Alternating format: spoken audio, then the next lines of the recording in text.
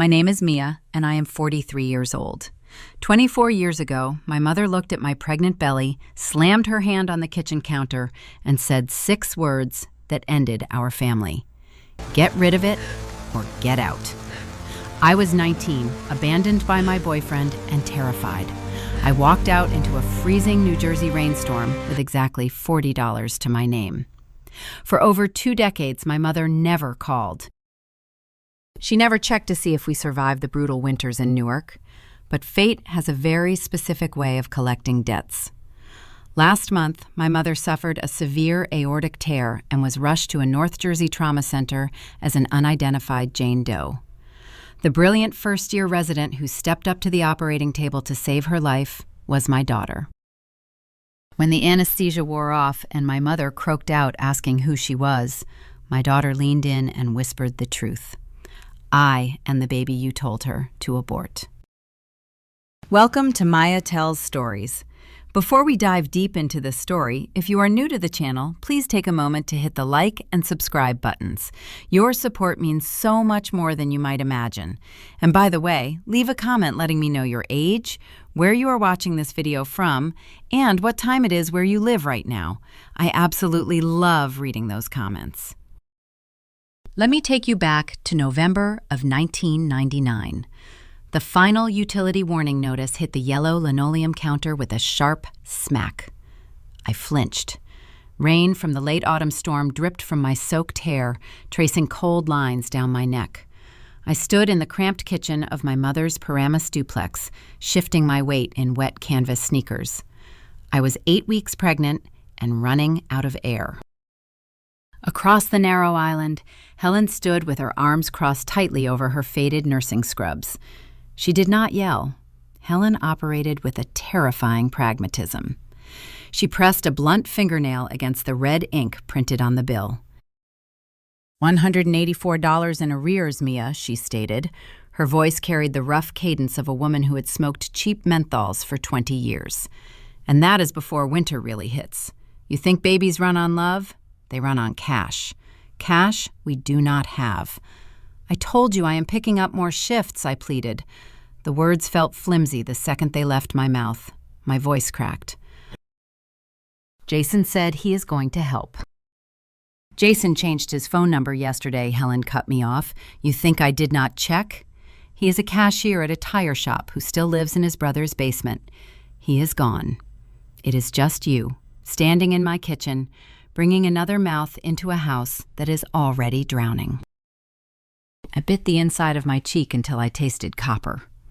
I wanted to conjure a foolproof plan, but my mind was a fog of morning sickness and panic. I wrapped my arms around my own stomach. Helen watched the gesture. For a fraction of a second, the hard lines around her eyes softened, giving way to a fleeting, exhausted sorrow. She picked up the utility bill, folded it in half, and set it down by the sink. I spent the first 15 years of my life sharing a stained mattress with 3 sisters in a Camden row house, Helen said. Her volume dropped to a harsh whisper. No heat in January. No mother around to care if we starved. I scrubbed floors and emptied bedpans in Bergen County for 15 years, so you would not have to know what that dirt tastes like. I am not letting you reset the clock just because you made a mistake. It is not a mistake, I choked out. Tears finally spilled hot over my cold cheeks. It is my baby. It is an anchor, Helen corrected flatly. Clinic on Tuesday. I will pay the fee, or you pack a bag tonight. The kitchen fell dead silent. I waited for her to break, to offer a compromise, but she just stared back, her jaw set like poured concrete. She genuinely believed she was throwing me a lifeline. My hands shook as I reached for my canvas purse resting on a kitchen chair. I grabbed the zipper, but the cheap metal teeth caught on the fabric. Instead of fixing it, panic seized me. I yanked the zipper with all my strength, tearing the canvas seam open. A tube of lip gloss and a handful of loose quarters spilled onto the floor, clattering against the baseboards. I did not kneel to pick them up. I dug my hand into the torn bag, my fingers brushing against 2 crumpled $20 bills. That was my entire net worth. In my rush to escape the suffocating gravity of the room, I turned toward the front door, leaving my heavy wool winter coat draped over the back of the dining chair. Taking it felt like accepting a debt I could no longer afford to repay. I pushed through the front door. The freezing wind off the Hackensack River hit my thin cotton sweater like a physical blow. Have you ever had to choose between the only family you know and the family you haven't even met yet? Drop a comment if you have ever had to walk away to protect yourself. I walked down the cracked concrete driveway without looking back, my wet shoes slipping on the slick autumn leaves. I reached the end of the block, huddling under the rusted metal awning of the transit bus stop. The icy rain blew sideways, soaking through to my skin. I glanced back up the hill toward the duplex. Through the living room window, illuminated by the amber glow of a street lamp, I could see Helen's silhouette. She was standing motionless by the glass, one hand gripping the cast-iron radiator beneath the sill, watching me disappear into the storm. She did not reach for the doorknob. I did not turn around. In the distance, the low rumble of the midnight bus vibrated through the wet pavement. The midnight bus deposited me at Newark Penn Station. The city was a sprawling grid of concrete, shadows, and the rhythmic rumbling of the Northeast Corridor train line. I had $40, no high school diploma yet, and a secret growing inside me. The first 72 hours were an exercise in sheer endurance. I slept in waiting rooms and cheap 24-hour fast food joints until a sympathetic waitress pointed me toward a landlord on the ironbound side of town who did not ask for credit checks. The apartment was a windowless shoebox situated directly above a commercial laundromat. It cost me every dollar I managed to scrape together from daily labor corners. The heat in the building rarely worked, but the floorboards constantly vibrated with the mechanical thrum of industrial washing machines running 2 floors down. The smell of cheap bleach and hot lint seeped through the floor, permanently coating the back of my throat. Every time the commuter trains roared past a few blocks away, the thin drywall rattled. I spent my first night curled on a bare mattress I dragged in from the alley, shivering under a cheap fleece blanket I found at a thrift store. I needed steady income. I took 3 different buses up to Bergen County, avoiding the affluent suburbs and focusing on the commercial arteries. That is how I found the diner on Route 4. It was a classic local fixture, encased in chrome with a buzzing neon sign that bled pink light onto the wet asphalt parking lot. It operated as the unofficial community center for insomniacs, shift workers, and long-haul truckers. The manager was a gruff man named Gus, who spoke in sharp, nicotine-stained barks. He took one look at my pale face and cheap shoes, handed me a scratchy polyester uniform, and told me I was on the graveyard shift, 11 at night to 7 in the morning. The physical toll of carrying heavy ceramic plates and balancing carafes of scalding coffee hit me within the first week. Early pregnancy is not a delicate, glowing experience. It is a brutal hijacking of your internal systems. My body was diverting every ounce of energy to the child, leaving me hollowed out and dizzy. During the 3 in the morning rushes, when the booths filled with loud crowds demanding burgers and disco fries, the smell of vaporized grease from the fry station would hit my stomach like a closed fist. I learned to hide in the walk-in freezer for 60 seconds at a time, pressing my forehead against the freezing metal shelving just to stop the room from spinning. I was living the exact life my mother had warned me about. I was trapped in a cycle of manual labor, counting the hours until sunrise, surviving on leftover toast from the kitchen line. Helen had scrubbed floors so I could sit in a warm classroom, and here I was, wiping up spilled ketchup and mopping sticky linoleum. The bitter irony gnawed at me. But every time I felt the urge to find a payphone and beg for my old bedroom back, I remembered the cold, terrifying pragmatism in her eyes. She did not want to save me. She wanted to erase the inconvenience I carried. I swallowed my pride, tied my apron tighter, and picked up another tray. It happened on a Friday night near the end of my first trimester. The diner was packed. The air conditioning had failed, turning the main dining room into a humid, suffocating box. I was carrying a large oval tray loaded with 3 plates of meatloaf, 2 thick milkshakes, and a stack of side plates. As I pivoted away from the kitchen doors, a sudden, sharp ringing pierced my ears. The neon lights outside the window smeared into long pink streaks. The ground beneath my slip-resistant shoes tilted. I tried to put my hand out to catch the edge of a booth, but my muscles simply stopped responding. The tray slipped from my grip. I heard the deafening crash of ceramic shattering against the floor tiles, followed immediately by the hard impact of my own shoulder hitting the ground. The world went dark. I woke up on the vinyl couch in the employee break room. The harsh, fluorescent overhead light burned my eyes. Gus was standing by the door, holding a clipboard and chewing on the end of an unlit cigar. My heart hammered against my ribs. I knew the rules of the service industry. You pass out on a Friday rush, you lose the apron. I sat up, panic forcing the dizziness away, and began to apologize, pleading with him that I just needed a glass of water, that I could finish the shift. Gus did not offer a warm smile or a comforting pat on the shoulder. He tapped his pen against the clipboard, his expression tight. "You dropped $30 worth of inventory, kid," he grunted. "I am taking it out of your tips this week. Do not ever bring a loaded tray through the swinging doors without calling the corner first." He turned around and walked back out to the floor, leaving me sitting in the quiet hum of the break room. I buried my face in my hands, the threat of the docked pay threatening to break my spirit. $30 was my grocery budget for the next 10 days. It meant walking to work instead of taking the bus. It meant eating plain rice until the end of the month.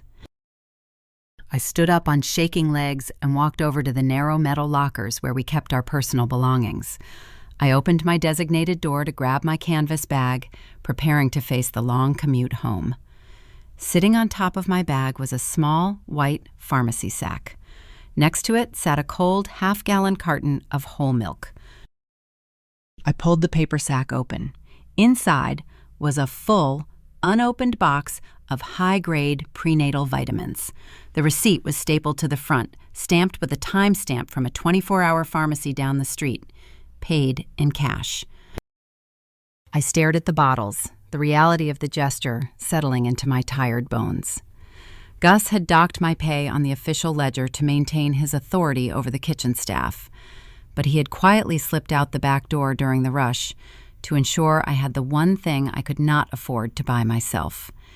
It was my first real lesson in the messy, contradictory nature of human survival. The people who share your blood will watch you walk into a freezing storm without blinking, but a stranger smelling of stale cigars will quietly leave medicine in your locker. By 7:30 that morning, the sun was fighting its way through the gray New Jersey smog. I stood at the transit stop on the edge of the highway, the cold morning wind biting through my thin jacket. I unzipped my torn purse and pulled out a handful of tips from the previous night. My fingers were stiff as I sorted through the crumpled dollar bills and sticky coins. I needed exactly $2.50 for the fare back to Newark. I separated the quarters, dimes, and nickels in the palm of my hand, doing the frantic mental arithmetic that defines poverty. Rent was due on Tuesday. The electric meter was running low. I had to stretch every single copper coin just to keep the roof above the laundromat over my head. What was the hardest job you ever had to work just to keep a roof over your head? Drop your experience in the comments below. Let us build a community of survivors right here. I slid the exact fare into my pocket and clutched the pharmacy bag tightly against my chest. I boarded the bus and took a seat in the back corner, watching the highway markers blur past. I thought I had survived the hardest part of the journey.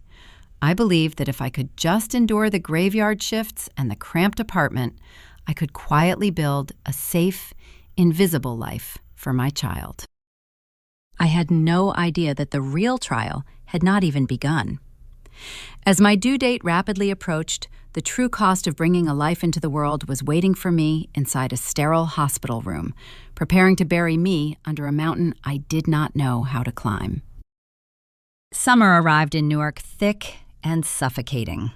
The heat radiating from the industrial washers below my floorboards turned the cramped studio apartment into an oven.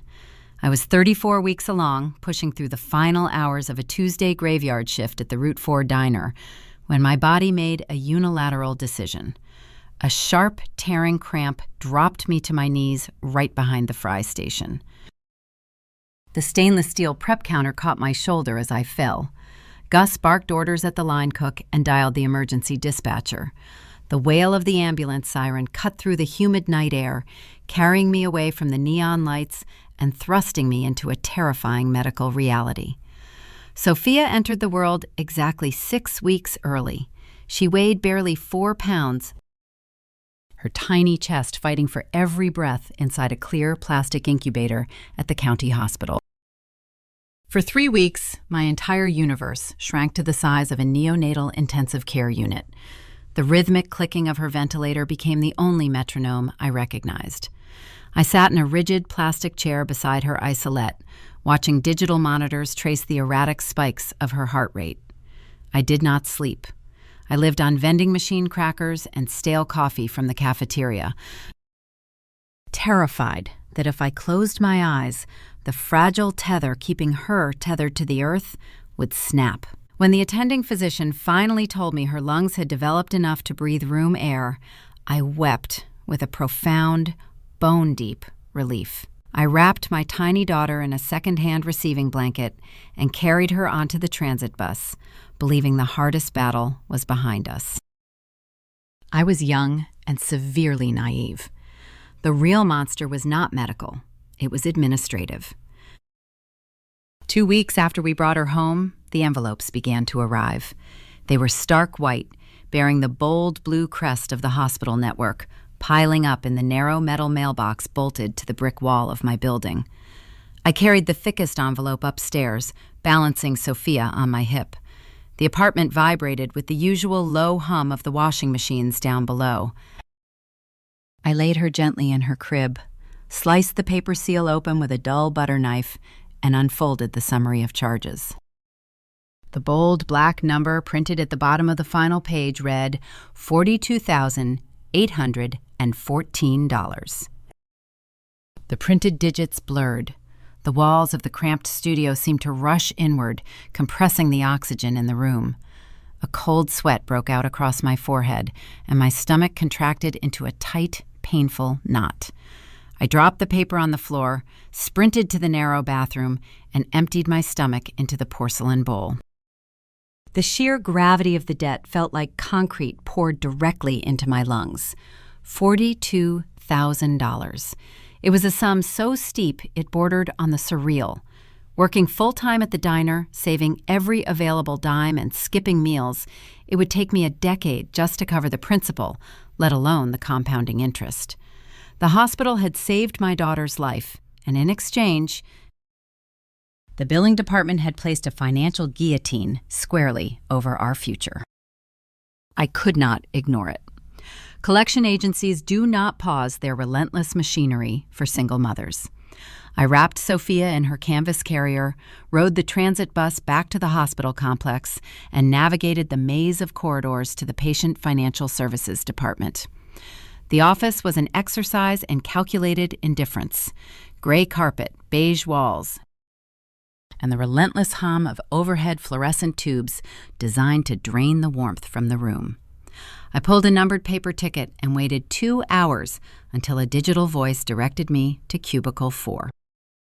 The billing coordinator was a tired woman wearing a beige cardigan, her eyes glued to a computer monitor. I slid the thick stack of bills across the laminate desk. I tried to maintain a stoic, professional posture. I planned to explain my meager income, to negotiate a realistic payment structure based on my diner wages. But the moment I opened my mouth, the sheer exhaustion of the past month seized my throat. My voice trembled. I pointed at the itemized list, my finger shaking uncontrollably.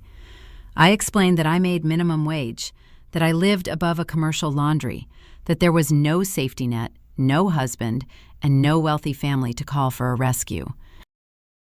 The coordinator handed me a standard financial hardship application, reciting a memorized script about charity care thresholds and income verification documents. She looked at me not with cruelty, but with a vacant, bureaucratic pity that stung far worse. Something inside me snapped. The fragile stoicism shattered into pieces. I broke down right there in the hard plastic guest chair. Sobs ripped out of my chest, loud and ugly. I clutched the edge of her desk, begging her to lower the total, pleading with a stranger who had zero authority to change the algorithms dictating my ruin. People in the waiting room stopped and stared. A security guard paused by the doorway, resting his hand near his radio. It was a deeply humiliating display of weakness.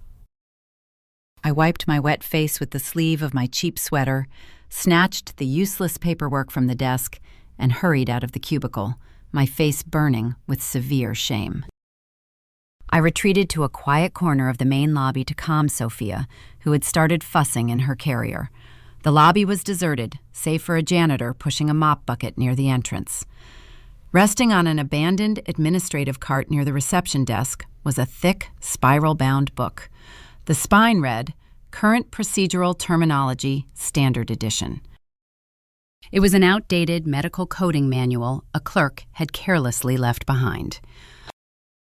A strange, desperate instinct took over.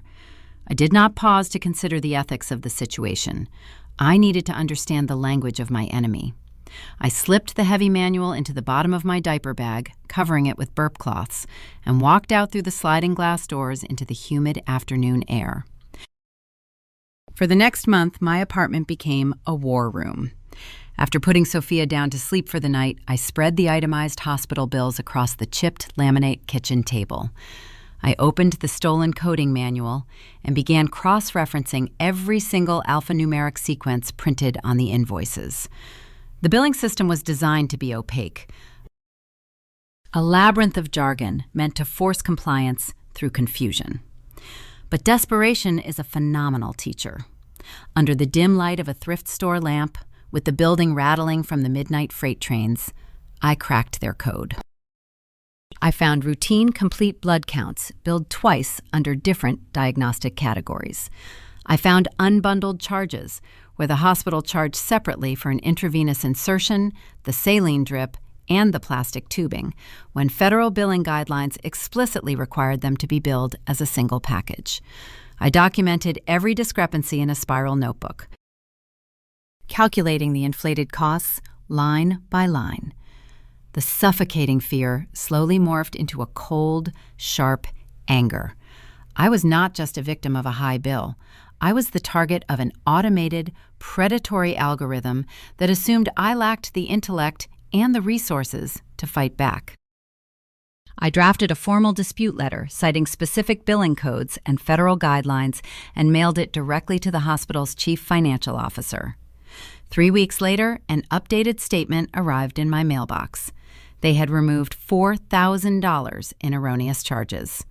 It was a victory, but a remarkably hollow one. Subtracting $4,000 from $42,000 still left me staring at a mountain I could not scale. I was learning the complex rules of the game, laying the unlikeliest foundation for a career I never intended to pursue. Yet, no matter how many duplicate codes I uncovered, the remaining balance threatened to trigger a default that would ruin my credit forever.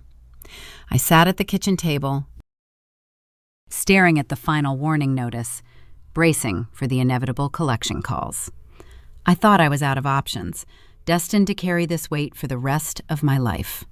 Then, a few days later, I opened my narrow metal mailbox and found an envelope that rewrote the rules of my survival, introducing a ghost from the past I thought I had buried forever. 2 years blur when you operate strictly in survival mode. The cramped apartment above the laundromat transformed into a chaotic obstacle course of secondhand plastic toys and precarious stacks of final warning notices. Sophia was walking, babbling in a language only I understood, and demanding more energy than I could physically generate. The hospital had eventually grown tired of my meticulously cited dispute letters and transferred the remaining $38,000 of the neonatal debt to a third-party collection agency based out of Trenton. Their tactics were far less bureaucratic and far more aggressive. The phone rang constantly, an automated dialer reminding me of my failure at 8 in the morning and 9 at night. The threat of wage garnishment hovered over my diner paychecks like a dark storm cloud.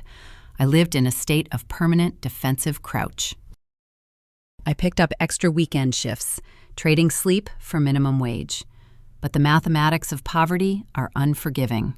You cannot outwork a predatory interest rate.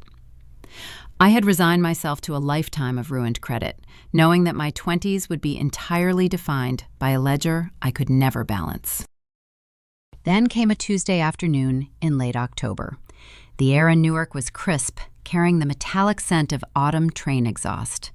I walked up the narrow stairwell to my floor, balancing a bag of discounted groceries and a sleepy toddler on my hip.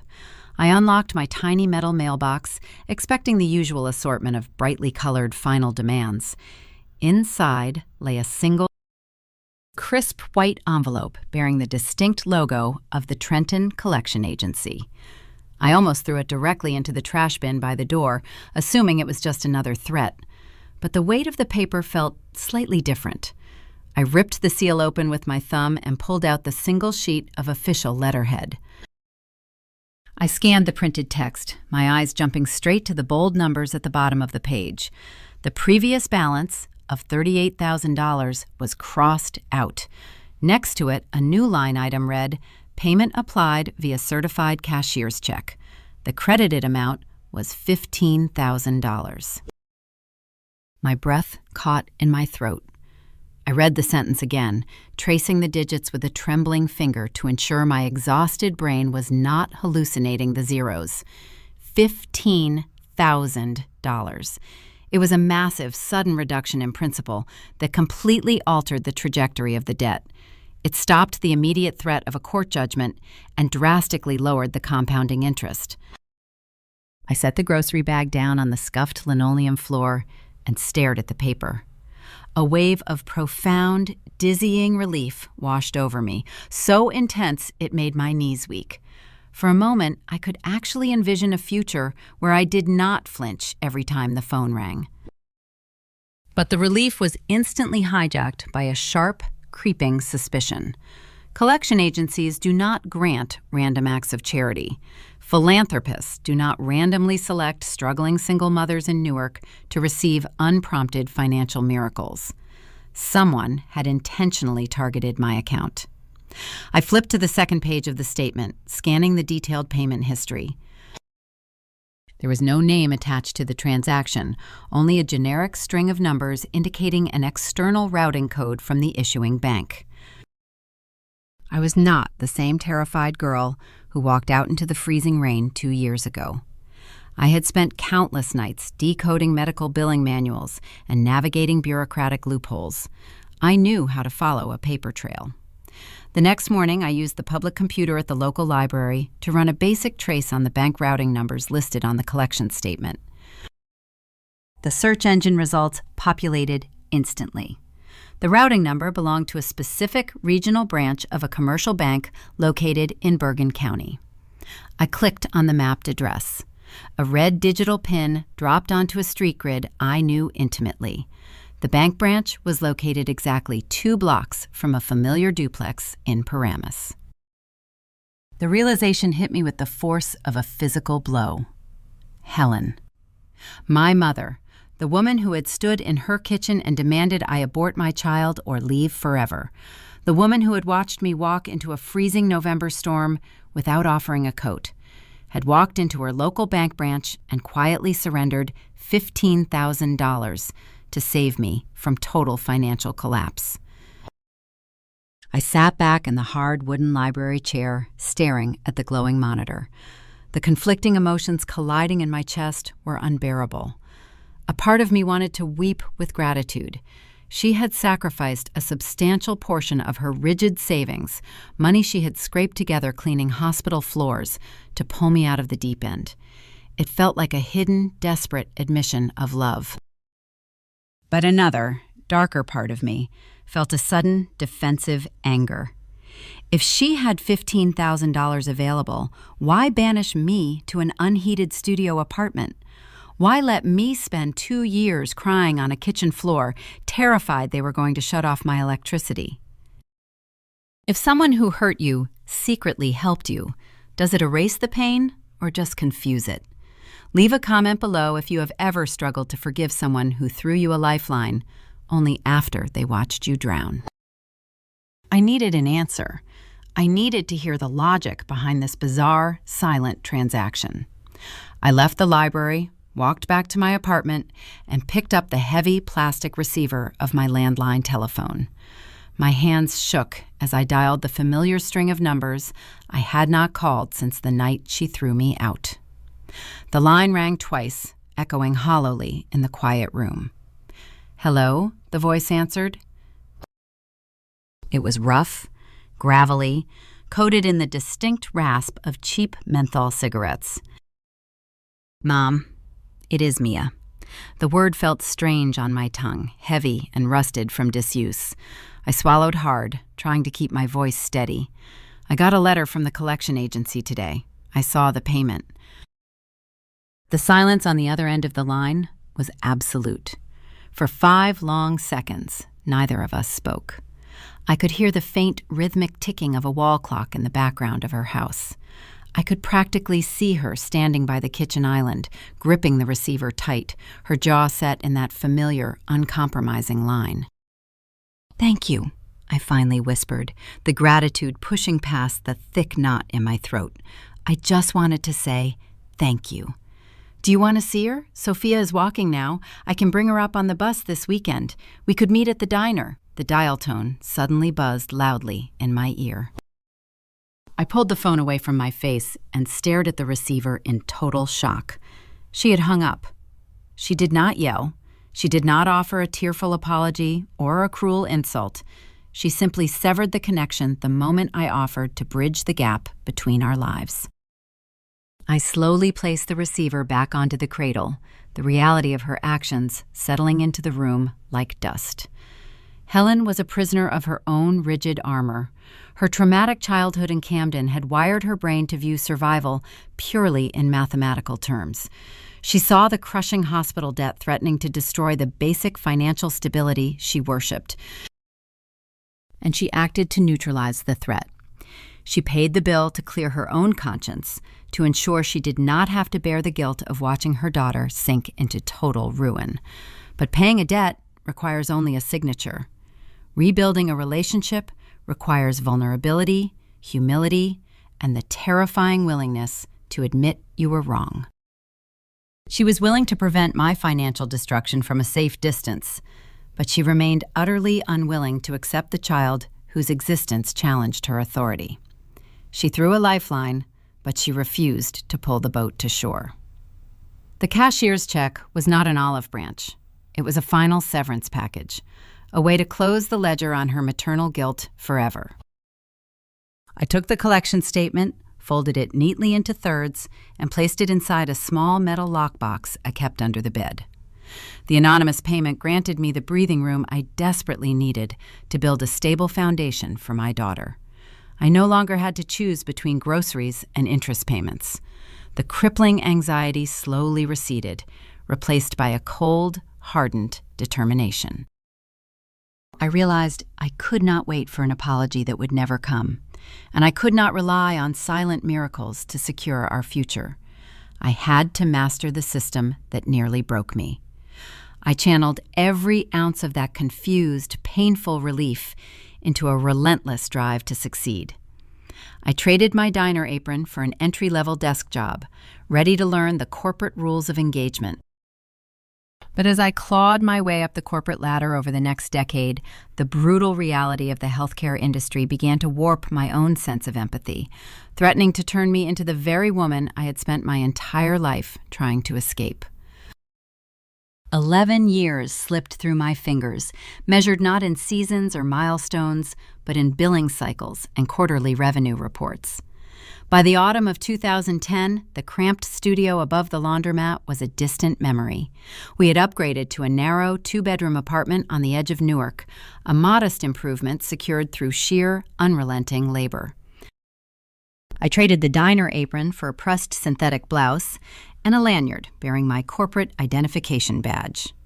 I was a mid-level manager at a regional medical billing firm owned by a man named Julian. Julian was a pragmatic, no-nonsense New Jersey native who grew up in the Ironbound district and viewed the healthcare industry not as a healing profession, but as a perpetual street fight. When I first walked into his office years earlier, brandishing a stolen coding manual and a desperate need for a steady paycheck, he did not ask for a college transcript. He handed me a stack of denied insurance claims, pointed to a gray cubicle, and told me to figure out why the algorithms were rejecting them. Under his gruff mentorship, I learned to weaponize paperwork. I learned the precise alphanumeric modifiers required to force an insurance adjuster to authorize payment for an emergency procedure. I learned how to draft appeals that cornered bureaucratic auditors.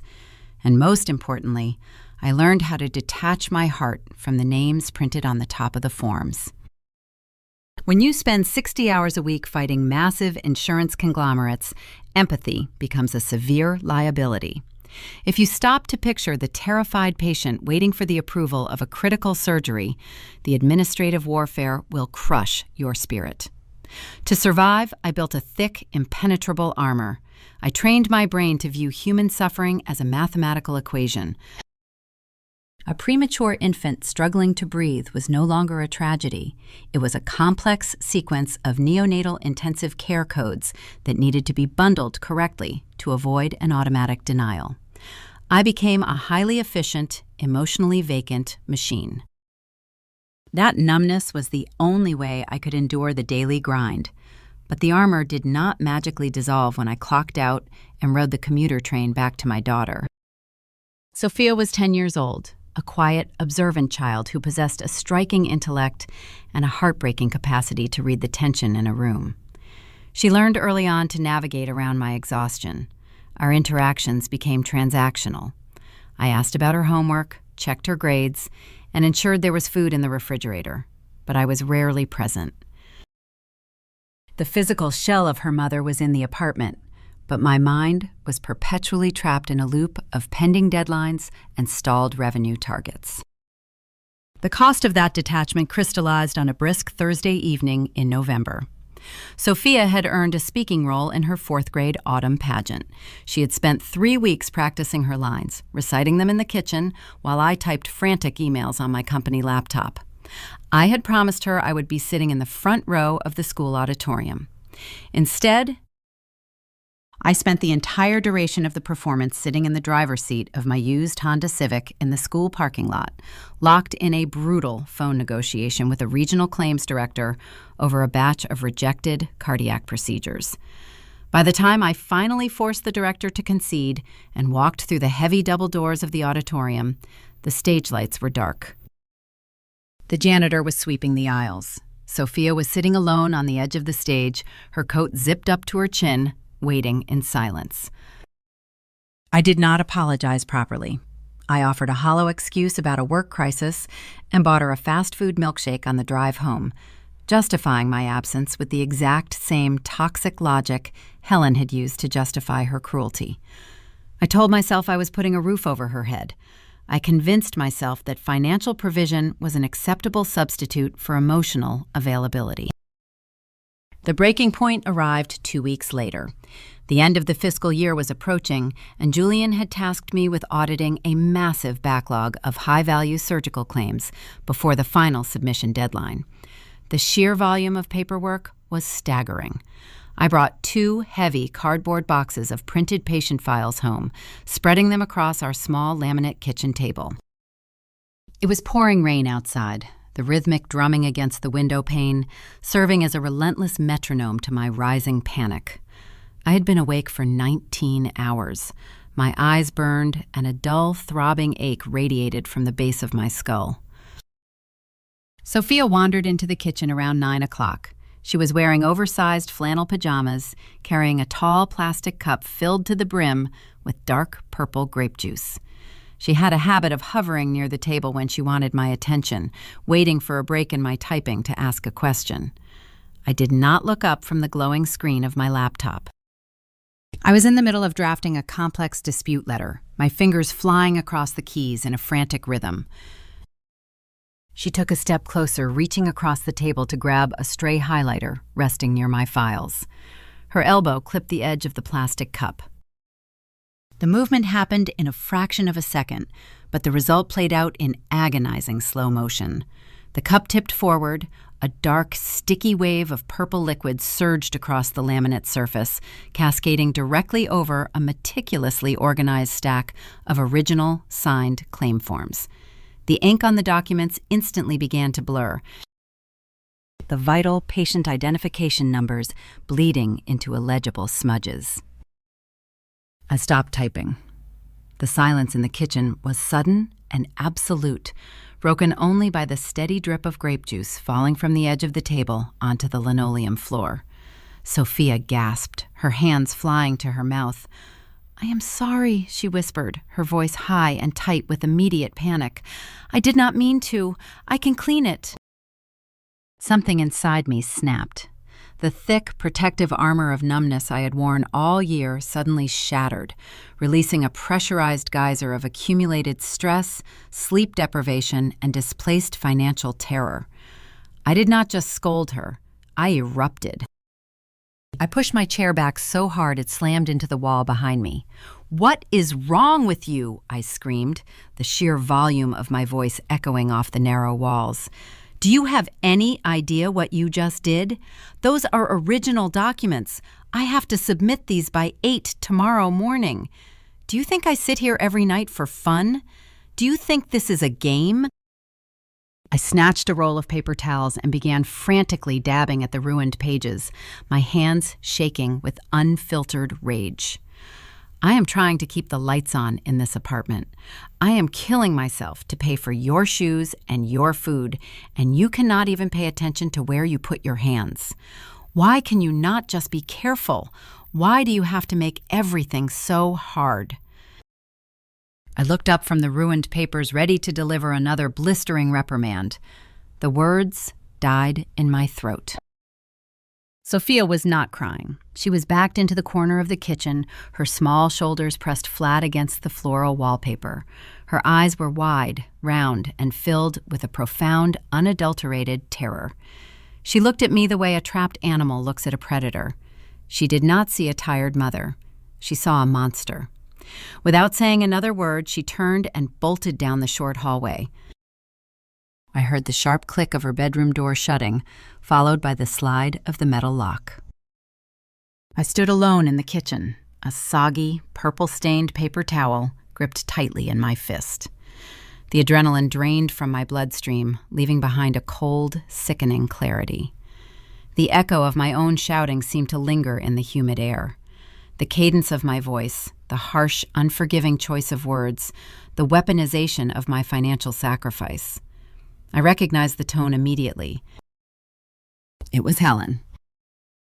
I had sounded exactly like the woman who stood in a Paramus kitchen 11 years ago and told me I was nothing but an anchor dragging her down.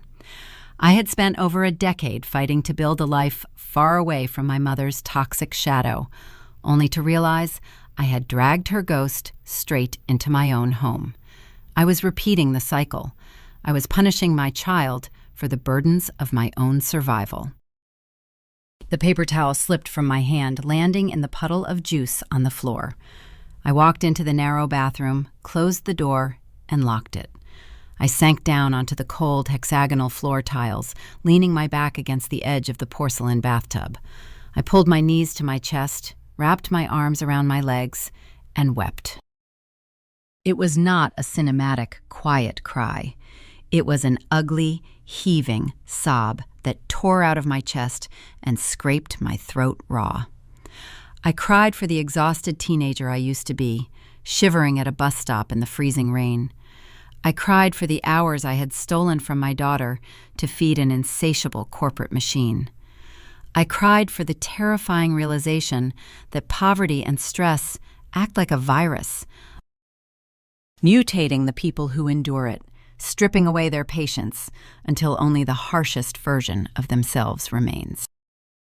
I sat on the bathroom floor for an hour, letting the cold seep into my bones until my tears finally ran dry.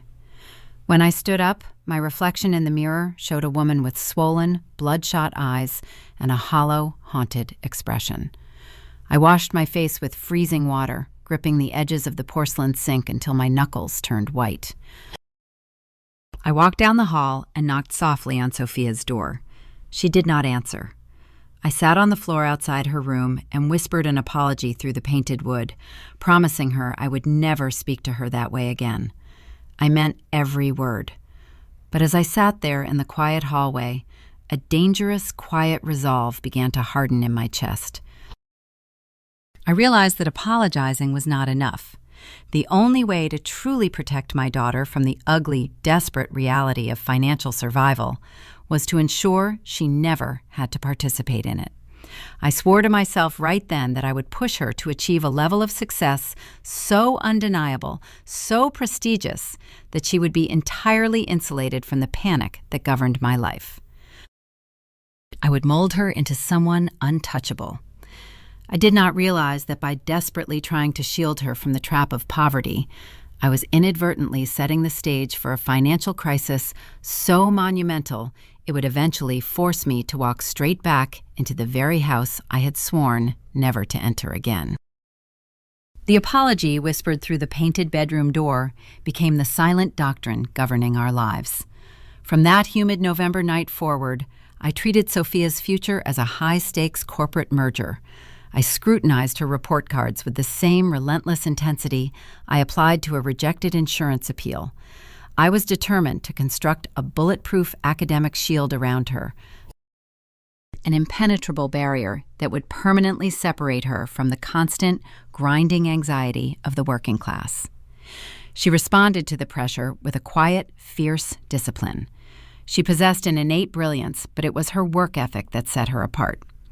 By the spring of 2017, Sophia was a high school senior, carrying a perfect grade point average and a singular, defining ambition. She was going to become a physician. The acceptance letter from a prestigious pre-med program at a major university in Central Jersey arrived on a Tuesday afternoon. We stood in the narrow kitchen of our apartment, staring at the heavy, cream-colored paper bearing the official university seal. For exactly 5 minutes, the room was filled with unadulterated, triumphant joy. Sophia hugged me so tightly I could hardly breathe. I felt a surge of pride so potent it brought tears to my eyes. We had beaten the odds. The girl born premature to a teenage waitress living above a loud laundromat was going to walk the manicured campus of an elite institution. The cycle was officially broken. Then I turned to the second page of the acceptance packet. The financial aid award summary was printed in sharp, unsympathetic black ink. I scanned the lines detailing federal grants, state subsidies, and a modest academic scholarship. The numbers simply did not align. I ran my finger down to the final bolded row detailing the estimated cost of attendance. Tuition, room, board, laboratory fees, and required textbooks generated a sum so steep it eclipsed my annual salary. Even after applying every available dollar of federal assistance, a gaping deficit remained. The total gap for a 4-year undergraduate degree hovered just under $120,000. The triumphant joy evaporated, replaced instantly by the familiar, suffocating grip of financial terror. Sophia leaned over my shoulder reading the numbers. The bright, excited flush vanished from her cheeks, leaving behind a pale, quiet resignation. She stepped back from the kitchen island, folding her arms across her chest. "It is okay," she said softly. Her tone was carefully managed, stripped of any visible disappointment. "It is just too much money, Mom. I can defer the enrollment. I will take some classes at the community college and get a job as a medical scribe. I can save up for a few years and try again later." Those casual, softly spoken words hit me with the kinetic force of a freight train. I looked at my brilliant, disciplined daughter, calmly accepting defeat without a fight. I heard the echo of my own voice at 19, standing in my mother's kitchen, promising I could pick up more shifts to survive. I saw the ghost of the diner apron waiting for her, the trauma of restricted choices, of dreams deferred by the cruel mathematics of poverty, flared hot and vicious in my chest. Taking a gap year to work a minimum wage job was not a strategic pause. It was a trap. I had seen too many bright teenagers step off the academic track to earn a paycheck, only to get permanently stuck in the quicksand of rent and utility bills. I was not going to let the brutal reality of our bank account steal the future she had earned. "No," I stated, my voice sharp and decisive. "You are not deferring. You are not waiting tables or typing charts for $15 an hour. You earned that acceptance letter, and you are going to walk onto that campus in August." "I do not want you to drain your savings," she argued, her brow furrowing in genuine concern. "Mom, look at the deficit. We cannot afford this." "I will handle the financing," I replied, picking up the award letter and sliding it into a manila folder. "Just focus on your final exams." I projected absolute confidence, the polished armor of a regional billing director handling a minor administrative hurdle. But the moment Sophia retreated to her bedroom to study, the facade crumbled. I sat alone at the kitchen table, staring at a blank legal pad, desperately trying to calculate a miracle. I spent the next 2 weeks navigating the shadowy labyrinth of the private student loan market. The federal government had capped their lending limits, leaving private banks to feast on the desperate aspirations of middle-class families. The interest rates were predatory, designed to balloon rapidly over the life of the loan. I filled out applications with 5 different major financial institutions, submitting my tax returns and pay stubs. Every single application was rejected within 48 hours. The rejection letters cited the same fundamental flaw. My credit score was decent, but my debt-to-income ratio was too high. I carried the mortgage on our cramped condo and the remnants of the old neonatal hospital bills I was still slowly paying off. I simply did not possess the financial liquidity required to secure a 6-figure, unsecured loan. The loan officers who answered my frantic phone calls were polite but unyielding. The algorithms dictating the lending criteria did not care about Sophia's perfect grade point average or her medical aspirations. They only recognized risk. During a particularly degrading conversation with a junior loan officer at a national bank, the young man sighed heavily into the receiver. "Ms. Afton," he said, adopting the slow, patronizing cadence reserved for confused clients, "you are an unacceptable lending risk on your own. The only way our underwriting department will approve a loan of this magnitude is if you attach a cosigner to the application. You need someone with a pristine credit history, 0 high-yield debt, and significant liquid assets. Someone who can guarantee the principal if you default." I hung up the phone and stared out the window of my Newark apartment. The traffic on the street below moved in a steady, ignorant flow. The parameters the loan officer demanded were clear. I needed a wealthy cosigner. I ran through the short list of people in my life. I had no extended family, no affluent friends, and I refused to ask Julian to leverage his personal business assets for my daughter. There was only one person in the state of New Jersey who fit the rigid criteria. I opened the bottom drawer of my desk and pulled out a small, locked metal box. Inside, resting beneath old tax returns and birth certificates, was a folded statement from a Trenton collection agency dated nearly 16 years ago. It documented a $15,000 cashier's check paid by an anonymous source. I had traced the routing number to a bank branch 2 blocks from a duplex in Paramus. Helen. My mother had spent her entire life hoarding resources. She worshipped financial security, scrubbing hospital floors and saving every spare dime to insulate herself from the poverty of her youth. Her credit score was immaculate. Her duplex had been fully paid off for a decade. She had the liquid assets and the pristine financial history the underwriting algorithms demanded. She was the exact cosigner I needed to secure Sophia's future. A cold, sickening dread settled heavily into my stomach. I had sworn a blood oath on a freezing November night that I would never return to that house. I had spent almost 2 decades proving I did not need her, building my career out of sheer spite just to show her I could survive the storm she threw me into. The thought of walking up her cracked concrete driveway and asking for a favor made my skin crawl. It felt like a profound surrender, an admission that despite all my grinding labor, she still held the ultimate power over my life. But I looked at the closed door of my daughter's bedroom. Behind that painted wood sat a brilliant young woman ready to conquer the world, willing to abandon her dreams simply because she did not want to burden her mother. My pride was a heavy, comforting shield, but it was useless against the cold mechanics of a bank loan.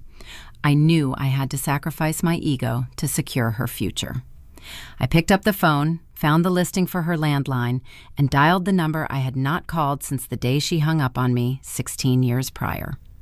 I braced myself for the gravelly voice, preparing to orchestrate the most humiliating negotiation of my life.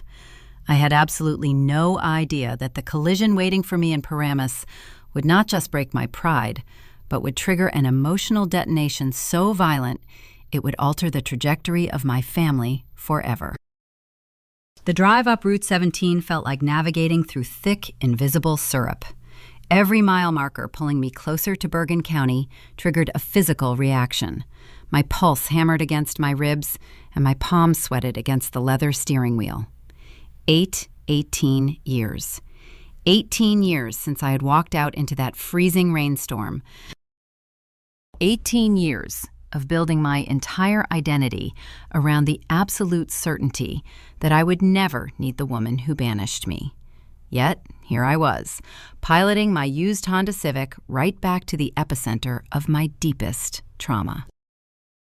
I turned onto the familiar suburban street in Paramus. The neighborhood had not changed. The lawns were impeccably manicured, and the houses stood in quiet, stoic rows, guarding the secrets of the families inside. I parked by the curb across from the duplex. The cracked concrete driveway remained exactly as I remembered it. I sat in the driver's seat for a full 10 minutes, staring at the front door, running through my rehearsed negotiation points. I was a regional billing director. I negotiated with hostile insurance executives daily. I told myself this was just another transaction. I needed a signature, nothing more. I walked up the concrete path, my heels clicking loudly in the quiet afternoon air. I pressed the doorbell. The chimes echoed inside. A moment later, the heavy wooden door swung open. Helen stood in the threshold. She was 60 years old, her hair completely silver, cut into a practical, no-nonsense bob. The faded nursing scrubs had been replaced by a pressed beige blouse and dark slacks. Time had deepened the harsh lines around her mouth, but her eyes held the exact same terrifying, pragmatic intensity. She did not gasp in shock or pull me into a tearful embrace. She looked at me, her expression unreadable, and stepped aside, leaving the door open for me to enter. We sat at the pristine, glass-topped dining table. The house smelled faintly of lemon pledge and stale coffee. There were no photographs of Sophia on the walls, no evidence that I had ever existed in this space.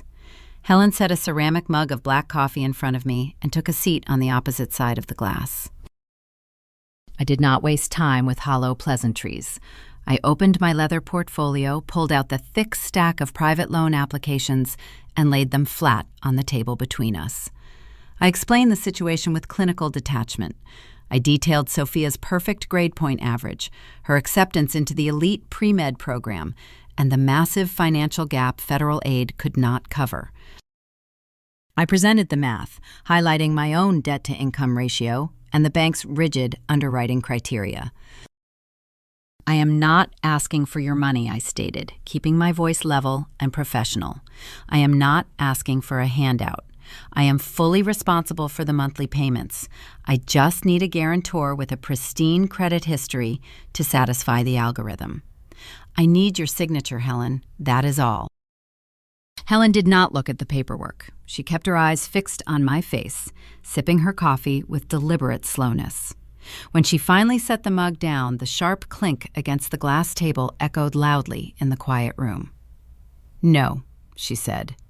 The single syllable was flat, definitive, and entirely devoid of hesitation. My rehearsed composure faltered. "What do you mean, no?" I asked, the professional detachment slipping.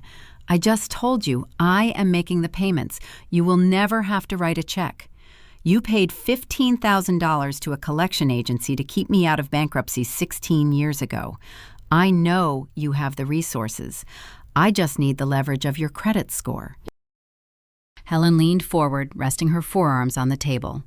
"Paying off a hospital bill to keep you off the street was a calculated rescue, Mia," she replied, her gravelly voice cutting through the air. "Co-signing a $120,000 unsecured private loan is financial suicide.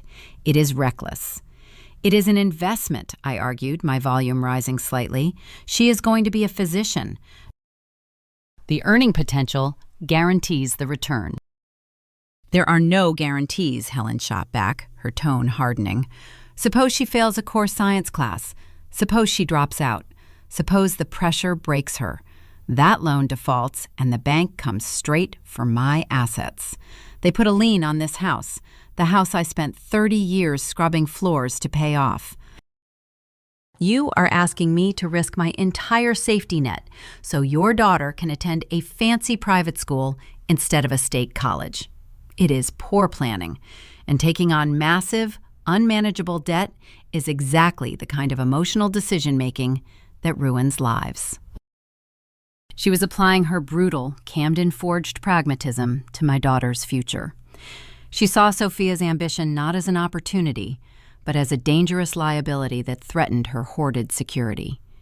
"She earned this," I pleaded, the desperate teenager inside me clawing to the surface.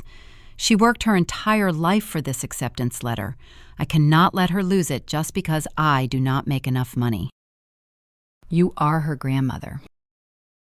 "I am a realist," Helen corrected sharply, "and realism dictates that if you cannot afford the tuition, you do not buy the education. Let her go to community college. Let her work a register. It builds character. Trying to buy a lifestyle you have not earned is exactly how people end up sleeping on stained mattresses. I am not financing your guilt, Mia. The answer is no." She reached across the table, picked up the stack of loan applications, and pushed them back toward me. The physical rejection of the paperwork broke something vital inside my chest. The thick armor I had worn for 18 years, the corporate polish, the careful emotional regulation, all of it instantly vaporized.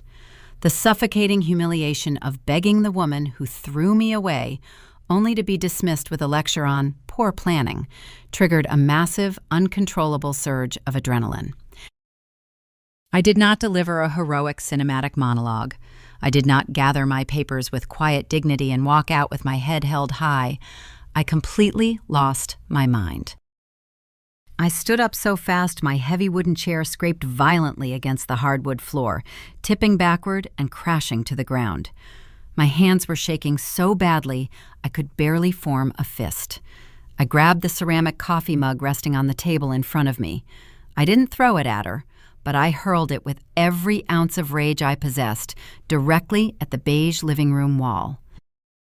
The heavy ceramic hit the drywall with a deafening crack, shattering into a dozen jagged pieces. Dark coffee exploded across the pristine paint, dripping down toward the baseboards in ugly, jagged streaks. Helen flinched violently, jumping back from the table, her eyes wide with sudden shock. "You are a coward," I screamed, the raw volume tearing at my vocal cords. I pointed a trembling finger at her. "You hide behind your bank accounts and your paid-off mortgage because you are absolutely terrified of actually living. You think money protects you, but it just isolates you. You are going to die in this spotless house entirely alone because you care more about your credit score than you do about your own blood. I was gasping for air, my chest heaving. The silence that followed the crash was horrifying. I looked at the shattered mug on the floor, the coffee staining the wall, and the terrified, rigid posture of my mother. I realized exactly what I had done. I had abandoned every ounce of the moral high ground I had spent almost 2 decades building. I had acted like a feral, unstable child throwing a violent tantrum because I did not get my way. The shame hit me like a bucket of freezing water. Helen did not yell back. She stood perfectly still, her hands gripping the edge of the glass table, her face pale and drawn. She looked at me, not with anger, but with a cold, disgusted pity. "Get out of my house, Mia," she whispered. I snatched my leather portfolio from the table, ignoring the spilled papers. I turned and ran out the front door, leaving it standing wide open. I sprinted down the concrete driveway, scrambled into my car, and locked the doors. My hands shook so uncontrollably, I could barely turn the ignition key. I backed out of the street and sped down Route 17, tears of profound humiliation blurring my vision. I had failed. I had walked into the negotiation needing a signature and walked out looking like a violent liability. I had severed the final, fraying thread connecting me to my mother. And worse, I was driving back to Newark entirely empty-handed. Sophia's future was slipping through my fingers, and I had exhausted my only legitimate lifeline. As I sat in a gridlocked traffic on the Garden State Parkway, wiping away tears of frustration, I realized standard financial avenues were permanently closed to me. If I could not secure the capital through the conventional banking system, I would have to navigate the darker, unregulated corners of the lending market. I was about to sign a contract so deeply predatory it would infect every single aspect of our lives, plunging Sophia and me into a bitter, devastating conflict that threatened to destroy the very future I was trying so desperately to protect. The drive back down the Garden State Parkway was a blur of taillights and gathering dusk. The humiliation I endured in Paramus quickly calcified into a rigid, desperate resolve. Conventional banking doors were permanently welded shut to me. The algorithms had spoken, and my mother had confirmed their verdict. But walking away was not an option. If the illuminated avenues of traditional finance were closed, I had to navigate the shadow market. I spent the next 3 nights staring at my computer screen, searching the unregulated corners of the private lending industry. I found a boutique financial group operating out of a drab strip mall in Edison. They did not advertise on television or sponsor college football games. They dealt in the desperate margins of the middle class, catering to people who had too much to lose to declare bankruptcy, but not enough equity to secure a prime rate. I sat across from a loan broker wearing a cheap suit and heavy cologne. He did not ask about Sophia's medical aspirations or review her grade point average. He simply pushed a thick stack of legal documents across a faux wood desk. The contract was a masterpiece of financial predation. To cover the remaining tuition gap, they offered a variable interest rate starting at 14%. They required me to liquidate my meager retirement fund to cover their exorbitant origination fees. Finally, they demanded a secondary lien on my cramped Newark condo. If I missed 2 consecutive payments, they held the legal authority to initiate foreclosure. I held the cheap plastic pen over the signature line. The air in the office smelled of stale coffee and ozone. I knew exactly what I was doing. I was signing my own financial death warrant, trading my long-term survival for my daughter's immediate future.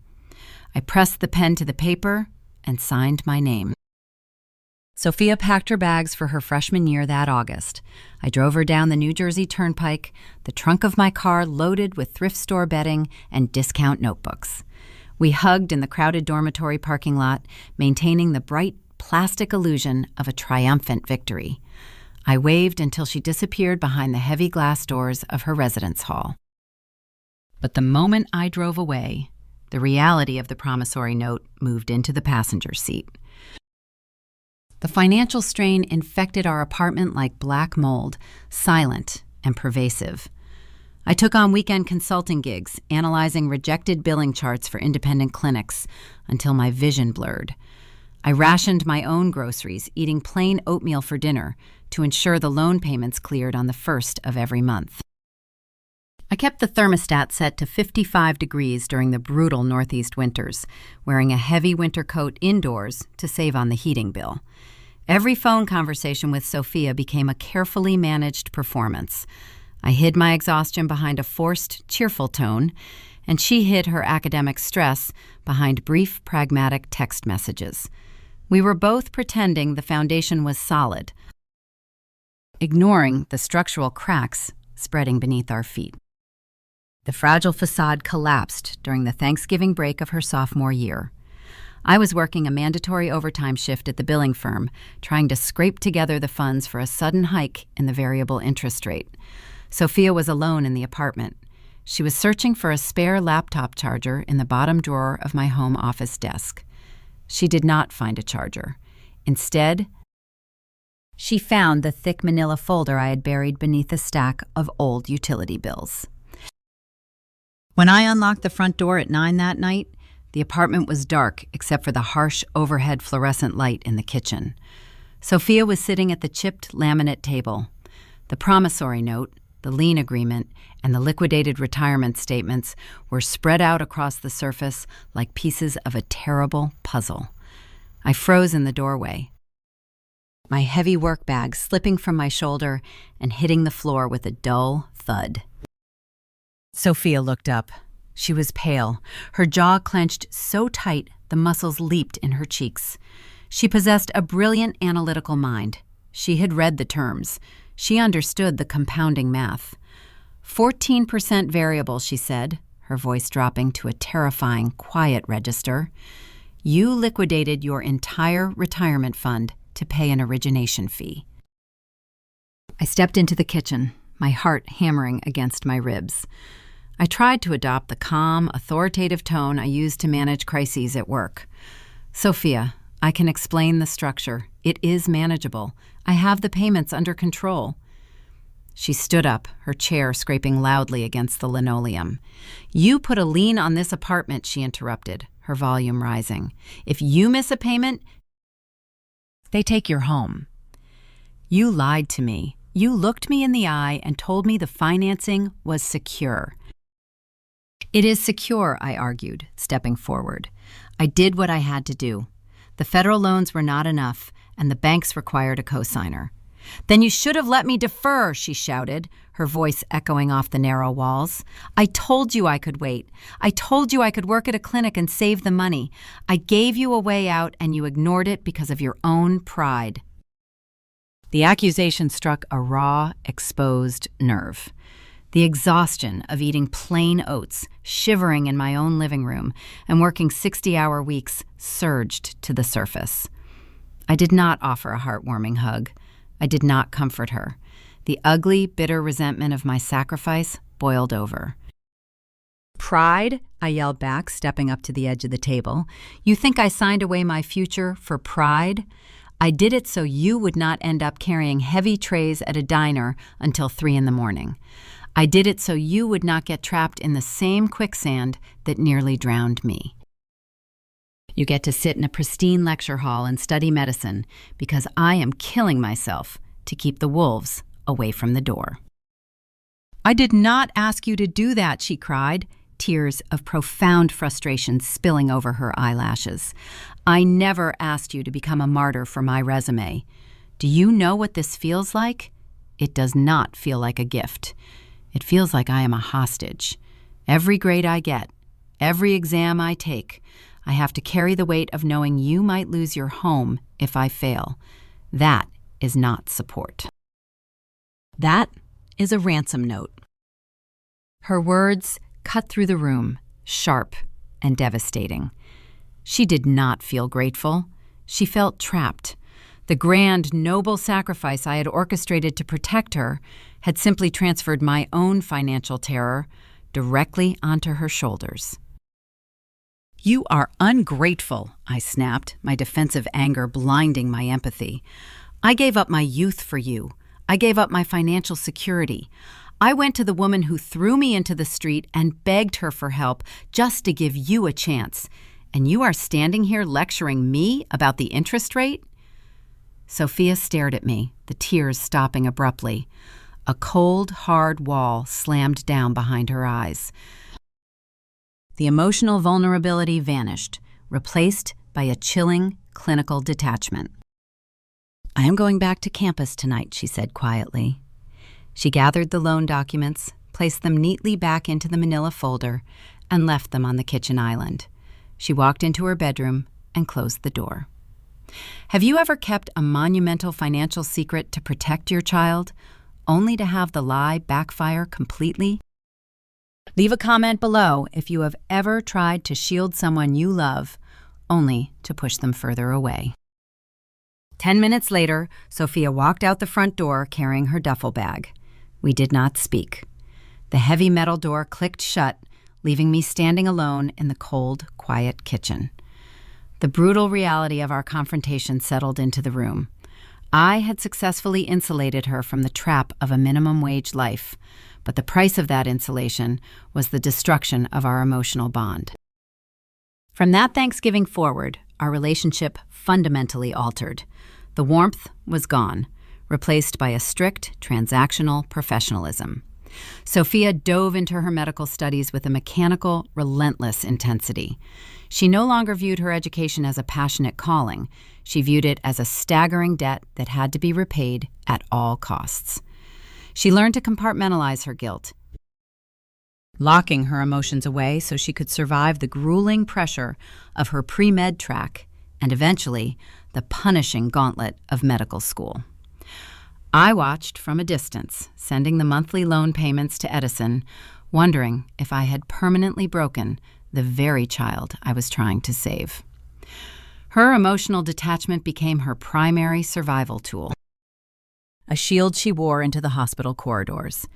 It was a skill that made her an exceptionally efficient doctor, but it left her entirely unprepared for the violent collision waiting for her during her intern year, when the ghost of our family trauma would suddenly arrive on a stretcher, bleeding out in her trauma bay. The gap between us did not close. It simply hardened into a cold, professional respect. Sophia marched through the remaining years of her undergraduate degree and conquered the medical school admissions process with a mechanical, terrifying efficiency. I continued to send the crushing monthly payments to the strip mall in Edison, watching the principal slowly decrease while my own physical energy drained away. I missed her graduation ceremony. A severe migraine, the kind that blurs the edges of your vision and makes bright lights unbearable, pinned me to my bed for 2 days. It was my body's delayed invoice for decades of sustained, high-octane panic. Sophia did not complain about my absence. She texted me a brief, pragmatic photo holding her diploma, thanked me for the financial support, and immediately began packing for her intern year. By July of 2023, Sophia was a PGY1 internal medicine resident at one of the busiest Level 1 trauma centers in North Jersey. Residency is not designed to nurture empathy. It is an industrial meat grinder designed to test the absolute limits of human endurance.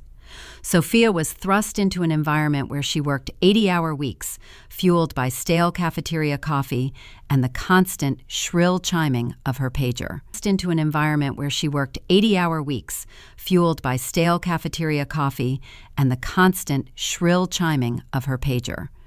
The hospital was a labyrinth of chaotic corridors, overflowing emergency bays, and exhausted attending physicians who barked orders and expected instantaneous results. In this brutal ecosystem, Sophia thrived technically. Her analytical mind, honed by years of walking on eggshells around my financial terror, was perfectly suited to diagnosing complex pathologies. She could read a sprawling, messy chart and isolate the critical data points in seconds. She never panicked during a code blue. She pushed the correct medications, ordered the precise imaging studies, and maintained a flawless, steady heart rate while the room around her descended into chaos. But her clinical brilliance came with a severe, unsettling cost. It was a Tuesday afternoon in early September. The summer heat was still baking the asphalt outside the hospital. Sophia was covering a shift in the step-down unit, managing patients who were stable enough to leave the intensive care unit, but too fragile to go home. Her attending physician, a seasoned diagnostician named Dr. Aris, pulled her into a small, windowless conference room near the nursing station. Dr. Aris did not mince words. He dropped a thick stack of patient satisfaction surveys onto the laminate table. "Sophia," he began, rubbing the bridge of his nose, "your diagnostic skills are exceptional. You caught that hidden pulmonary embolism yesterday faster than a third-year resident would have. But we have a serious problem with your patient interactions." Sophia stood perfectly straight, her hands folded neatly behind her back. She wore the stark white coat like a suit of armor. "I do not understand, Dr. Aris. My complication rates are the lowest in the cohort. My discharge summaries are filed ahead of schedule." "This is not about the paperwork," he sighed, leaning forward. "It is about your bedside manner. It is non-existent. You delivered a terminal oncology diagnosis this morning to a 60-year-old man, and you sounded like you were reading a grocery list. You gave the statistics, you outlined the palliative care options, and you walked out of the room while his wife was sobbing. You did not offer a tissue. You did not pause to let them process the information. You treat the patients like broken engines that need mechanical repairs." Sophia's jaw tightened. A defensive wall slammed down behind her eyes. "I gave them the factual clinical data," she replied, her voice remaining perfectly level.